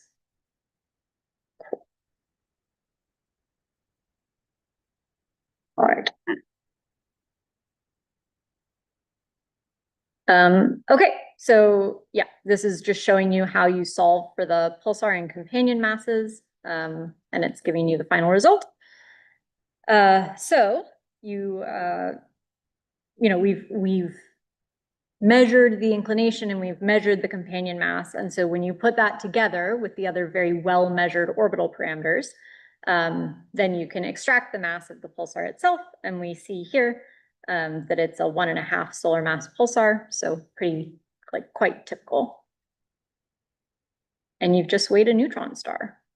Pretty neat. Okay, so Matt is suggesting here that you try to make it much less highly inclined. I think based on the simulation that we looked at, you can probably intuit that what's going to happen is that the Shapiro delay is very, very slight, like it's not going to be visible, and it's not going to be possible to measure the mass. Yeah, talking about precision. So these things, I think maybe we don't need to go through. We definitely don't. Okay, so the third point is an interesting one if you're really interested in these post-Keplerian parameters specifically, but there are different ways to parameterize those actual parameters, right? You can describe them differently, and sometimes it's favorable to do that if the orbit is not shaped in this very specific way. So, you know, you might want to change your parameterization if the orbit isn't perfectly circular, things like that. And that is like definitely a rabbit hole. Okay, cool. So the next part goes through jug. So we can start trying to run this. Hopefully we're not going to run into any extra problems. Is everyone able to run the first cell of the jug section successfully? Okay. Good, good. Very good. Cool. So this is going through the same thing. This is showing you if you want to kind of inspect various aspects of the fit, how you would do that. Similar, I think the functionality is basically the same as PINT. Jug is based off of PINT, but it has some like added functionality and it's way, way faster, which is a really big upgrade. Jug is a software package that Matt has worked on over the last year or so, and it's really sort of taking PINT to the next level. But it is not like completely separately developed from PINT. Okay. So this is similar to when you look at the printing the model as a PAR file. This is just giving you the fit parameters, whether they were fit or frozen. There are no zeros and ones here. Giving you the same information we've already seen, but in a slightly different format.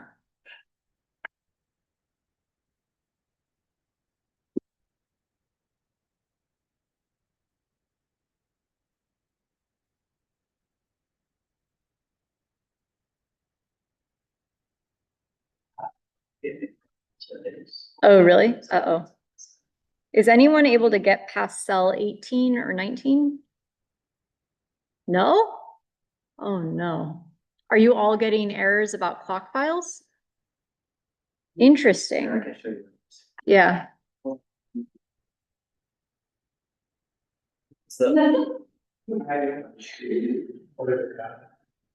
I think this is a problem with this drug and that it doesn't automatically, it doesn't more. So that was a little bit.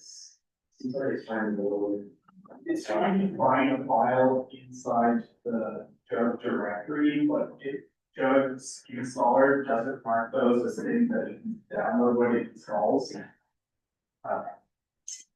So the way that I got around this was I cloned the Jug repo, which is machine, and then hit install -E so that it keeps all of the installed files where they are in the repo. So that includes all the clock files.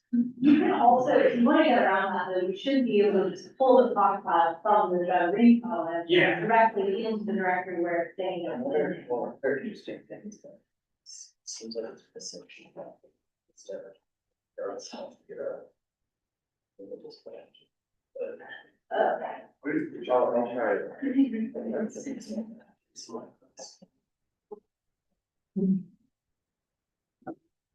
was there a question?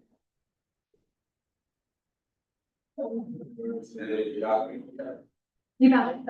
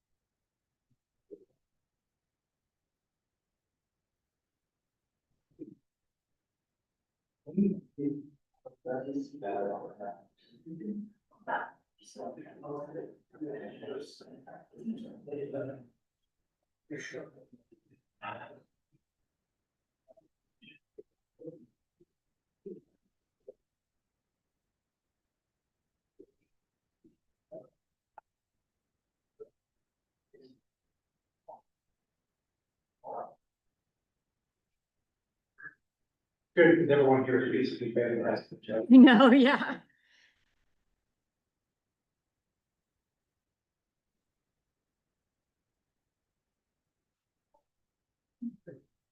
How's it going? I didn't want to be on.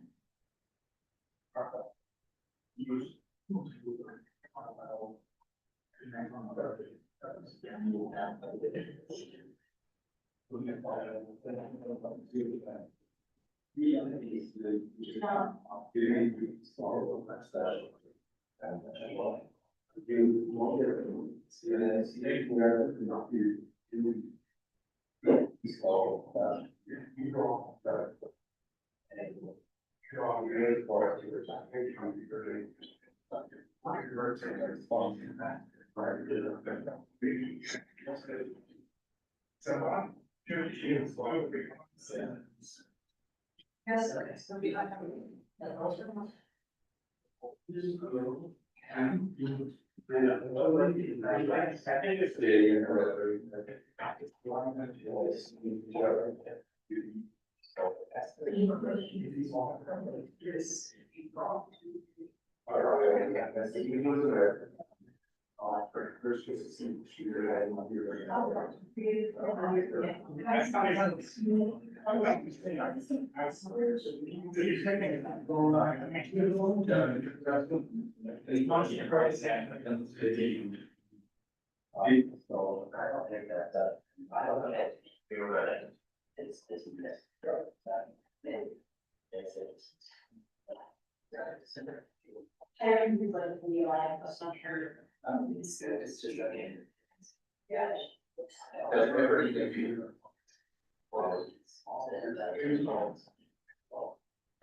It's not like actively use of actual fire, it's a manager. Yeah.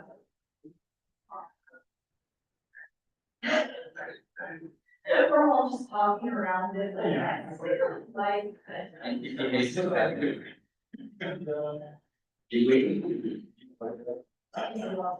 I can, but that's, yeah.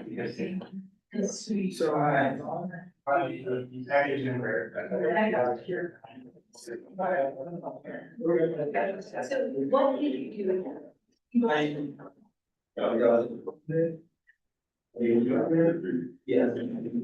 I literally, I can feel like I'm hurt.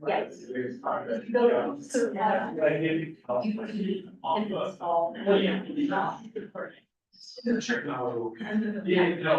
Because you have to pay salt. Salt. It's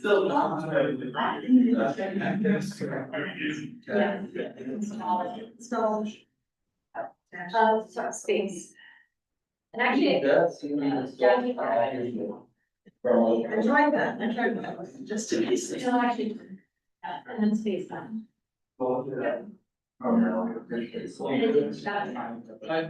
Cool, okay, and then you will, just as a reminder, you'll need, you start to after you get space. I mean, it didn't work, but I guess you don't. I don't know, I don't know, I really. I'm sorry. Something.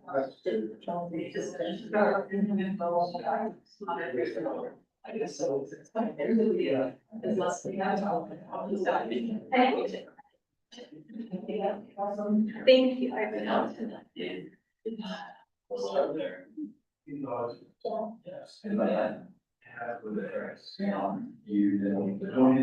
Yeah. That's what. Oh, yeah. Okay. Yes, I just need to go.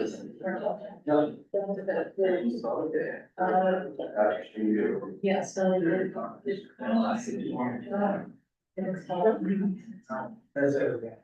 Yes.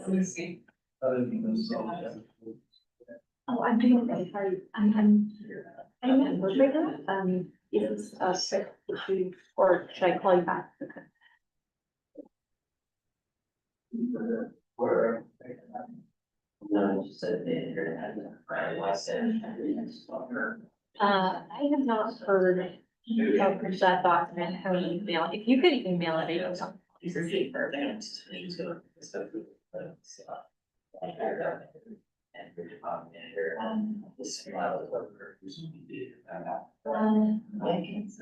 Oh, I see, okay. Okay, sounds good. Yeah, sorry. I'll let her know. Okay, thanks.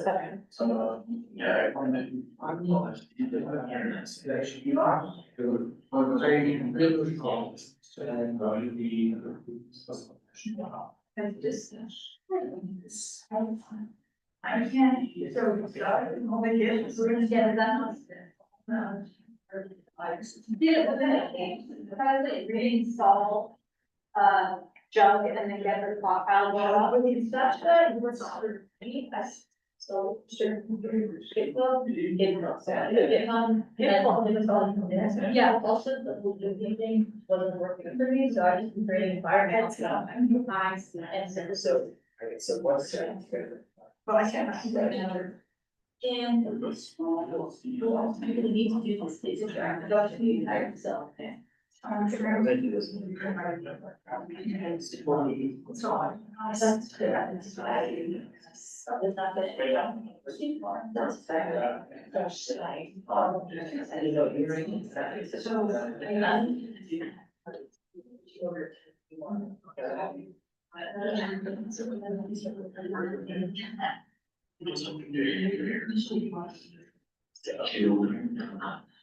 I didn't see this.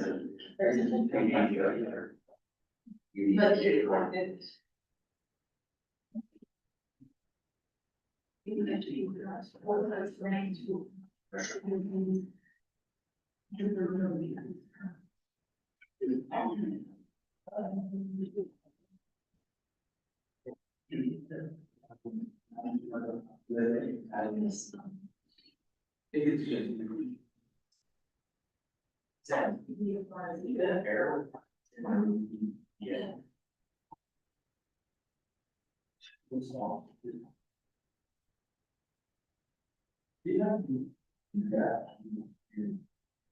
It is not so. I just.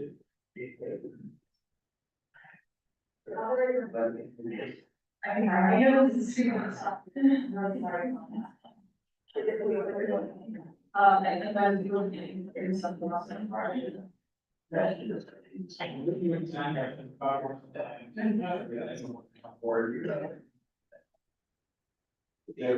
matter how well you're done, it's all about. Yeah, that's. Seems to say.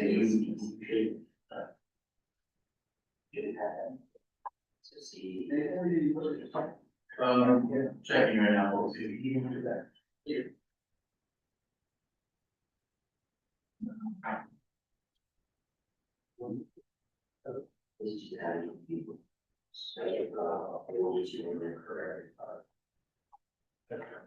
It's still trying to. I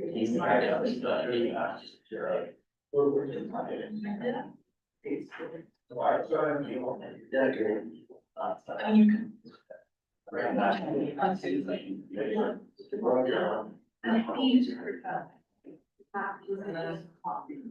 Oh, yeah. So we just,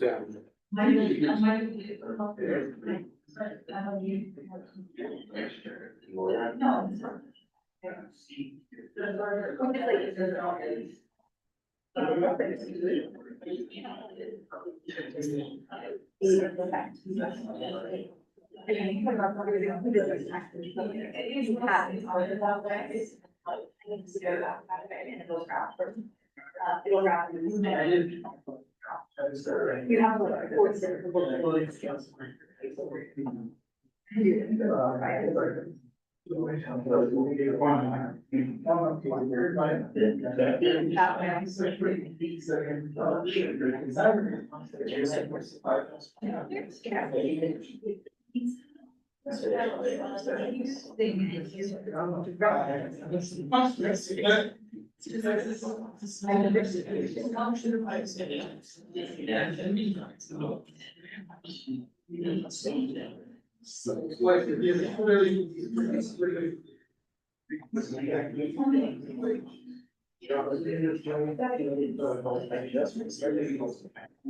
Yeah.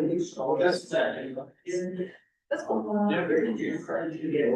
It is really nice. The point is really is pretty distant to any sort of standard that on the other so versus just like a nice sort of thing, like very this one, but I think the station has been some minor models do. And like, it's like, I won't do teaching something versus. Well, Western. Yeah. Maybe. Just roll out. Maybe that is the word. I'm not sure. Yeah, it's a lot of time. But yeah, it'll just parse it into like, okay, well, here are the best parameters I have, like, we're gonna do this. I mean,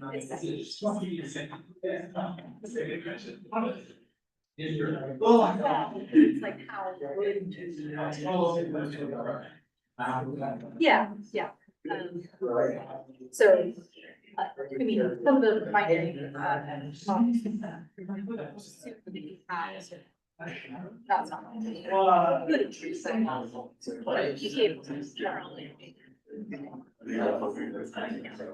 So how many orders do you want to call? What's the actual? Based on. On a two. How long?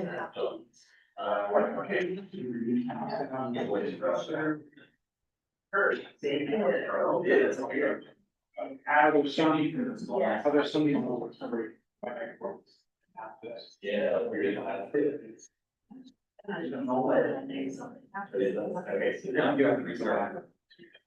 Oh, I see. Yeah. Question, I'm sure, I mean, there's so many of these implementations are so, but I'm not sure how, like, speed ups has been taken into it now. I can't think of it as a top witness, but it is possible.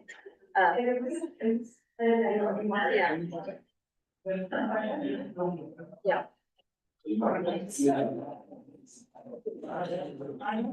It is more, it's the others of the authors. The fake.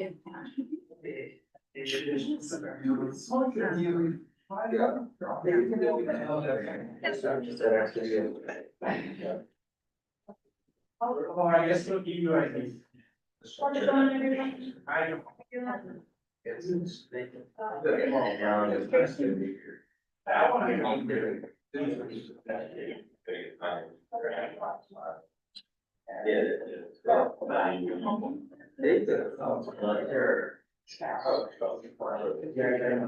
Yeah.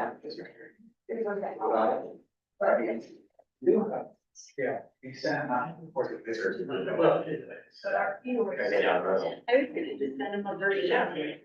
Slightly rewritten. Math, fix your code. Yeah.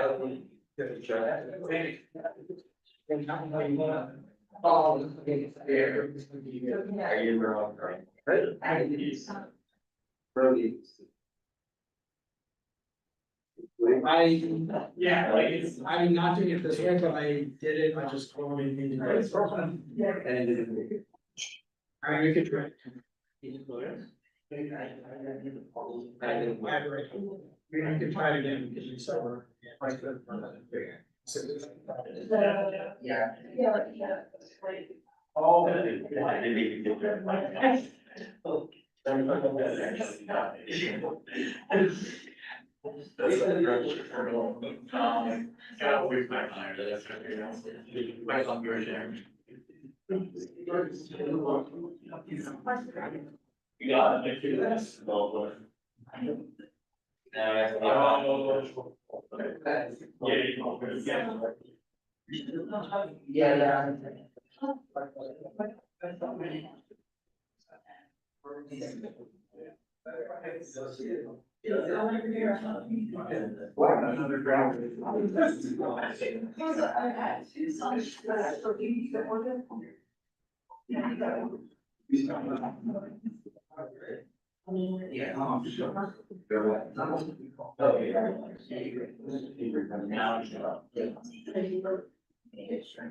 Right? So guys, you tried the people solve and E dot and it didn't work. I think that the one reasonable but unreasonable solution would be just grab that clock file and put it in the directory where it's trying to grab it. So you just put it into .env, whatever, and it's gonna be your full account. Think it's not the best solution, but I think it works. And the right solution, again, you can see the directory and keep installed. You might get there. There is no.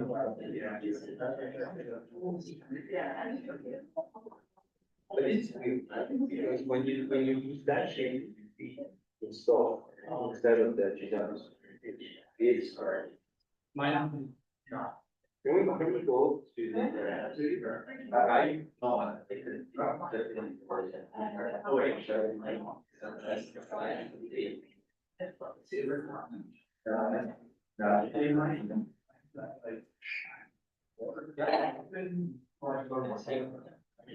Yeah. And that is because the yeah.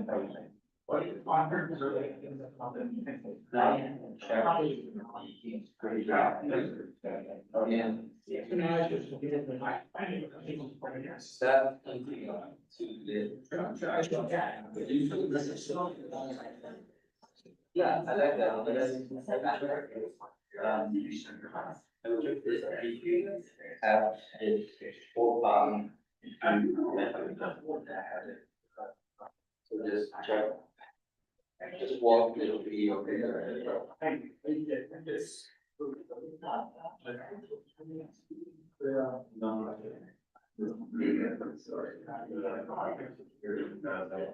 Yeah. Steve, what's the goal for when we end this session? Like what time? It's all right. 1 hour.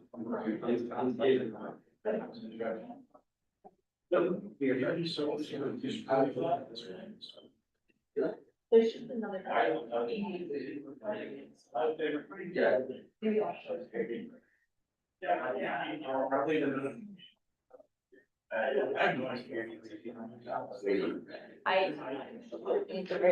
I think it is doing whatever he.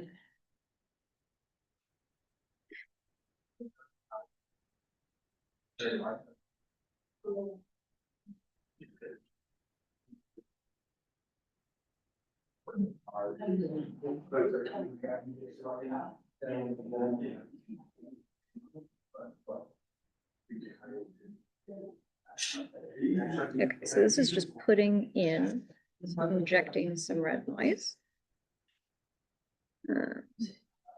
So I guess it does, there's probably a recovery here somewhere, but.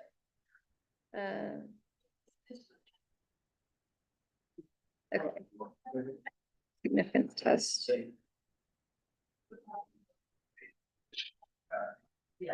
Okay. So yeah, so what's it using?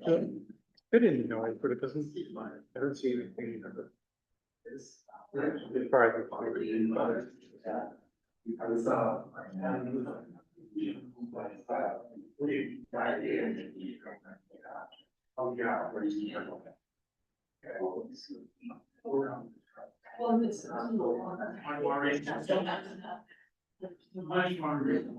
Yeah, I guess not.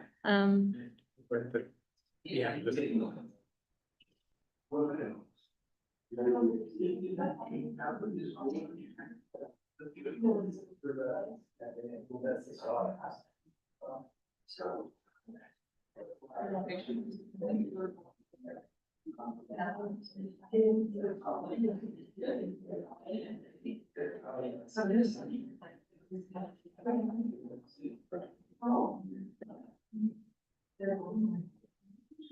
There's a session next week though about noise modeling, right?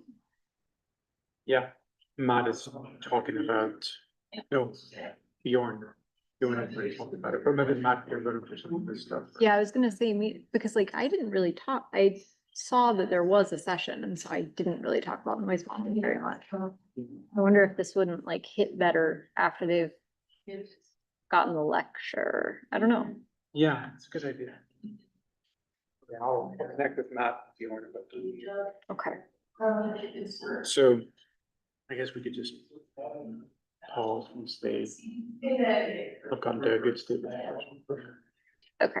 Yeah, I'm happy to like explain it, but say we'll do it next week.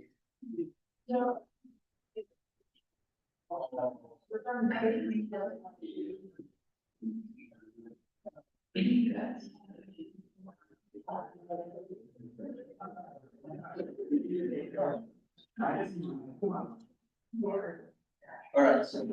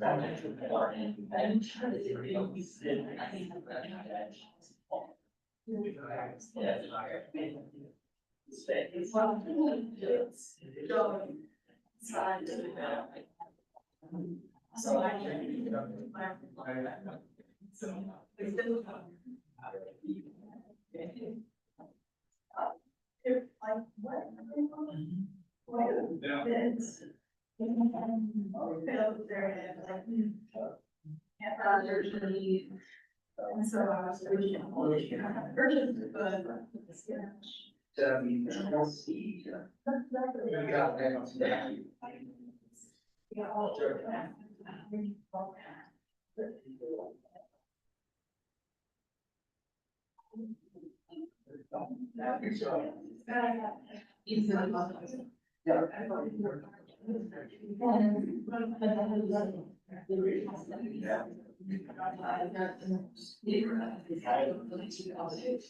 They're trying to get it. So just was reading and trying. That's part of what.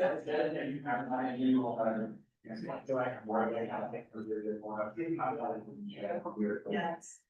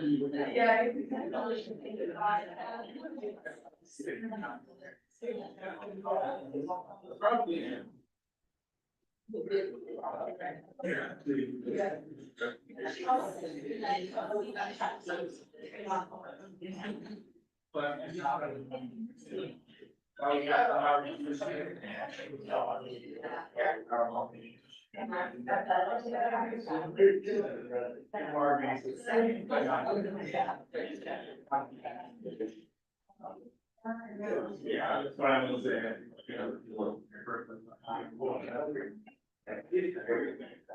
Yeah, like, yeah. Oh, I mean, look, we kind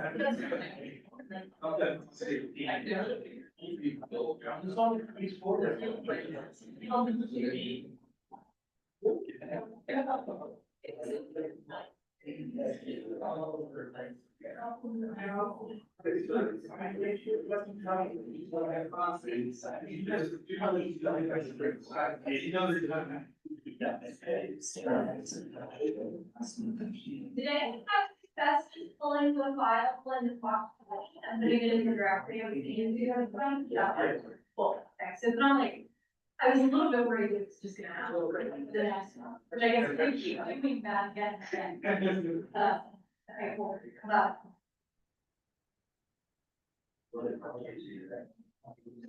Is the rest of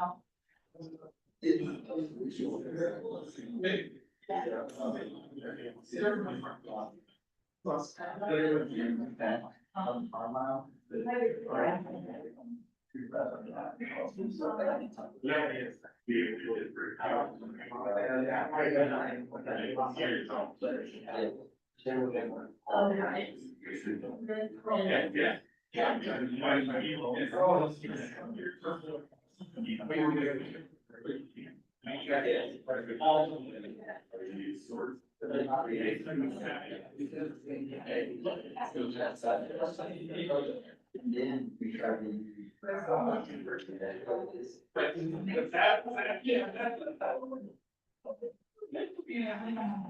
I mean, I look, I'd be so happy for this. I've been there. Yeah.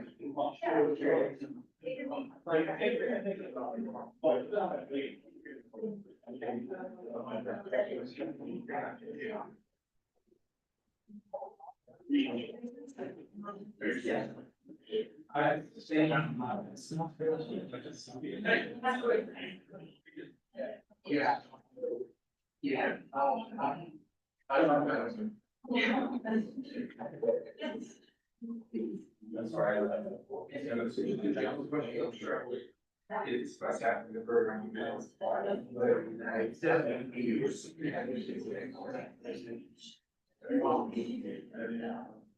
Just like super.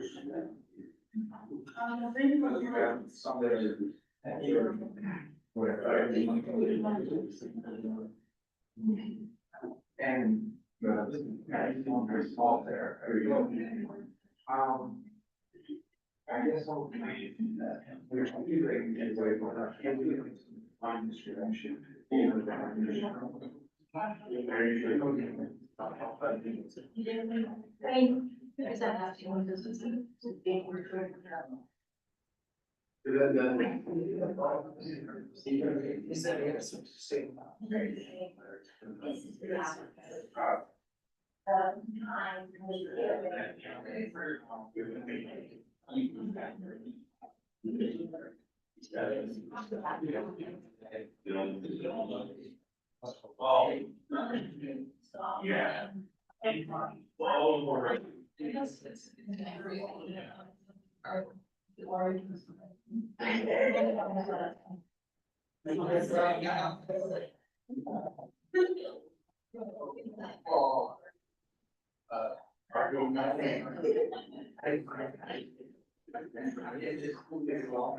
Yeah.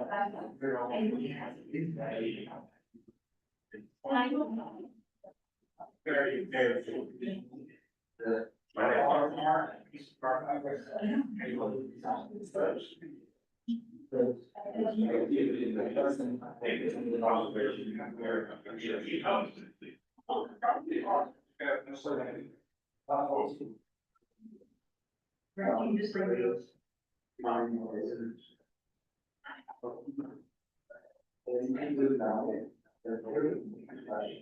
Generally, I'm good at. And we can put that in. And we was continuing. Started it way wrong.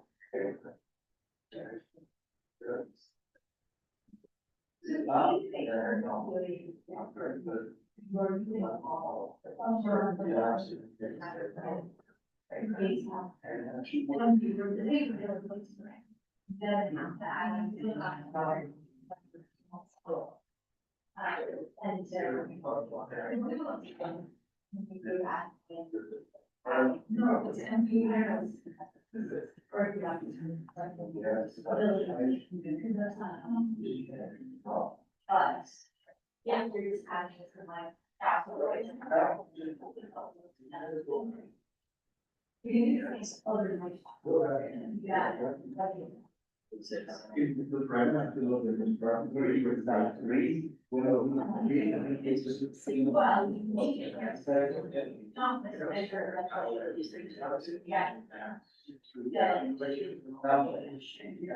Most normal brain college, and there's.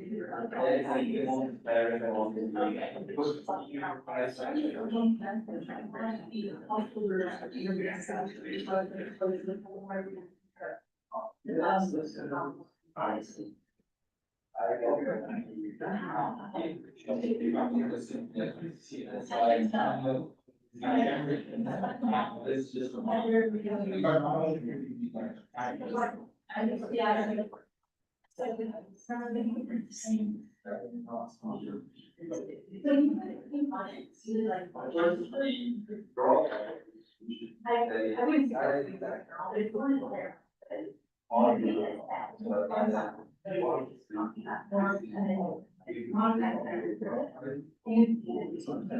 And then try to.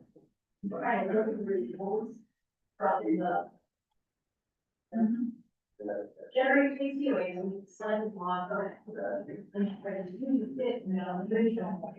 I realize you treat it. The residuals are fast. So that. That's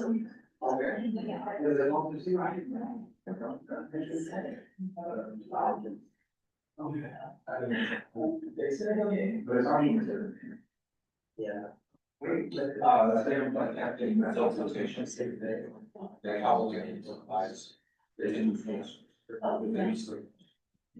I want to generate waste from. Yes. And I would that just this is very easy. Yeah. This is not just.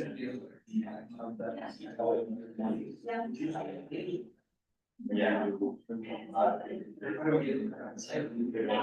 Every school. Yeah, I thought so much so much. I've never done it. Basically, not practicing. Your full starts the event. Yeah.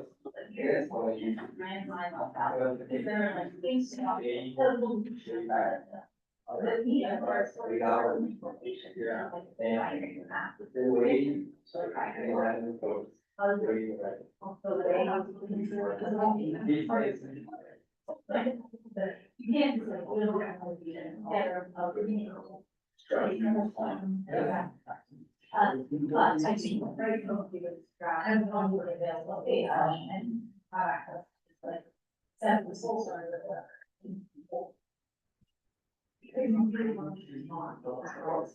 There are also things that that's something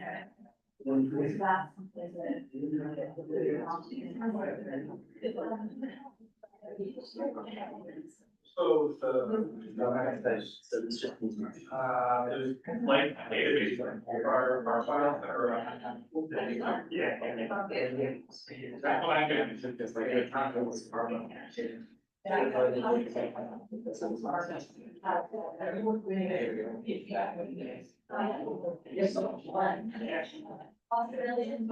It's the same result.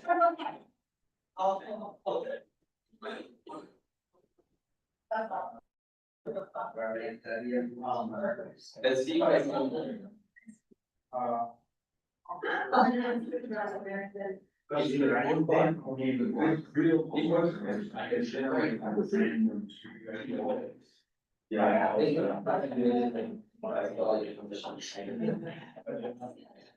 You're right. Yeah. You want to. The way you go. Yeah.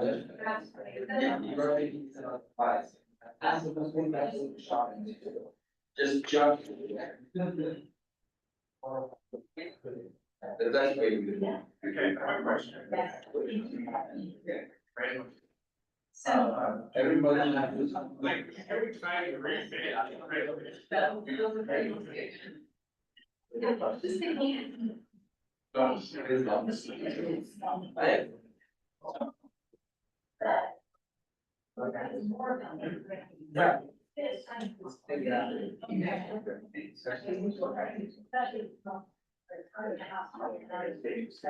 Yeah. Right.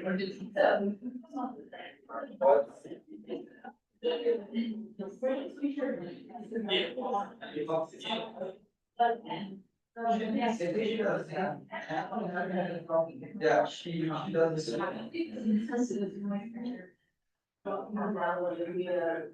So like, you're basically speaking, right noise is cooking our it's right.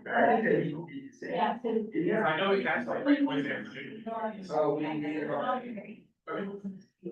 It's just like, they're just making like that. And like, so that is right, basically like our environment and. And then. White.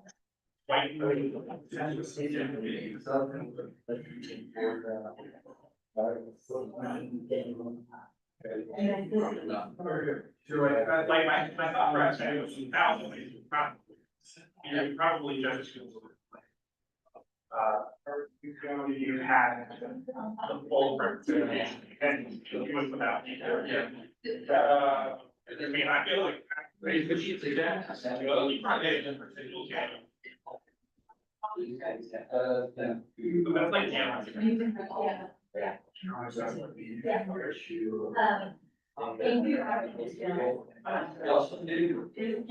yeah. Your copy paper, even like the.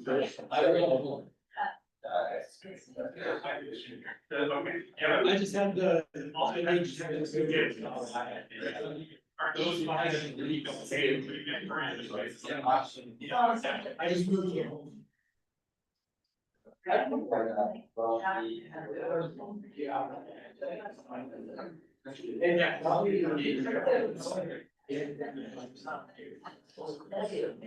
But the dog,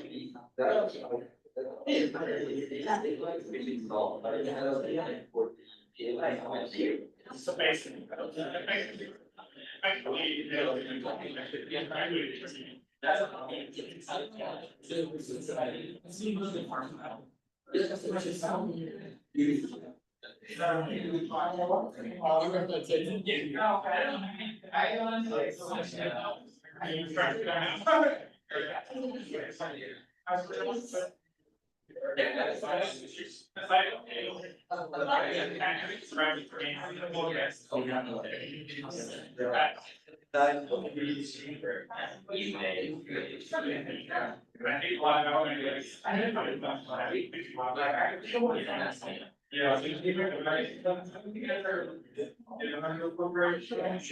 I mean, I was probably saw amazing. I also interacted with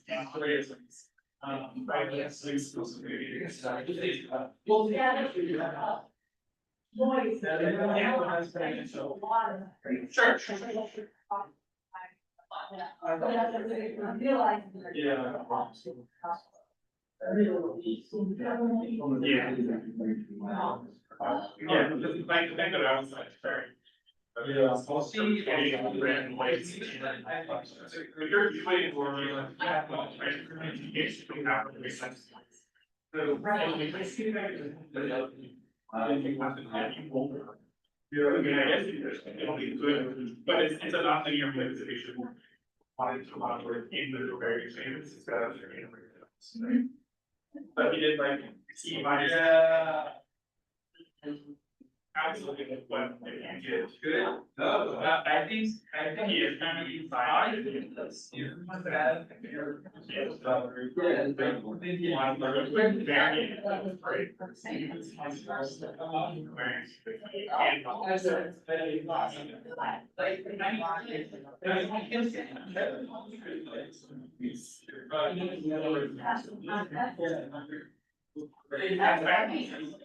No, it's all right, but I think I'm trying to go. Yeah, I like that,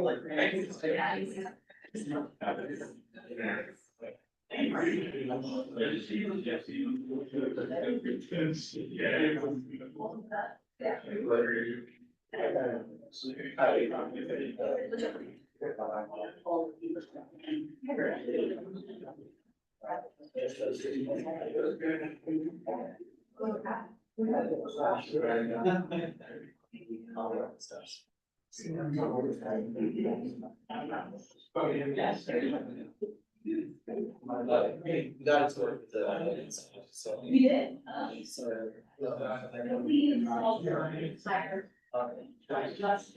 So we did.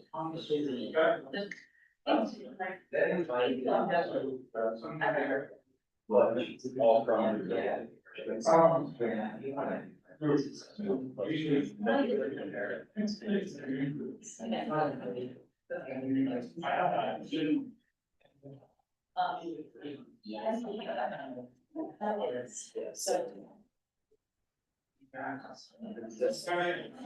Something might be going. No, Yeah. I think there's So I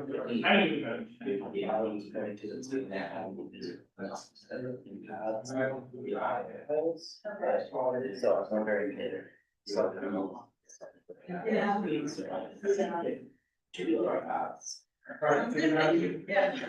Because the path is looking for the files.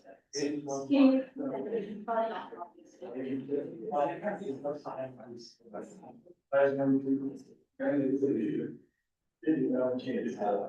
might, I mean, you might. Yeah.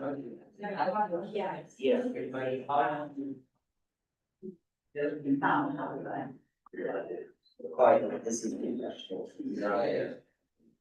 Well, the original was this. It's just, it's not. That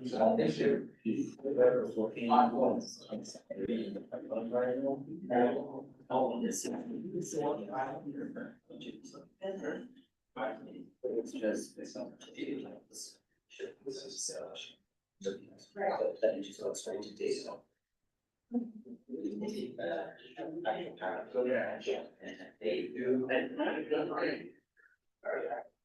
But I don't know why that would go. Well,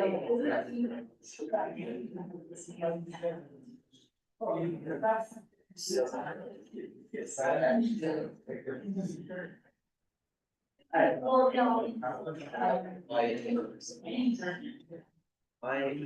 Yeah. Just seems to have. So if it's. Right.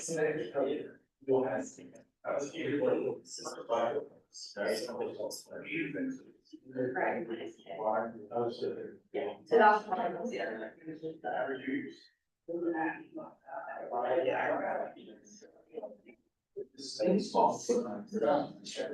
Sorry for all the trouble. Well, they always make something right the first time. It is a very nice thing. Yeah, it's a cool demo for sure. Okay. More thoughts?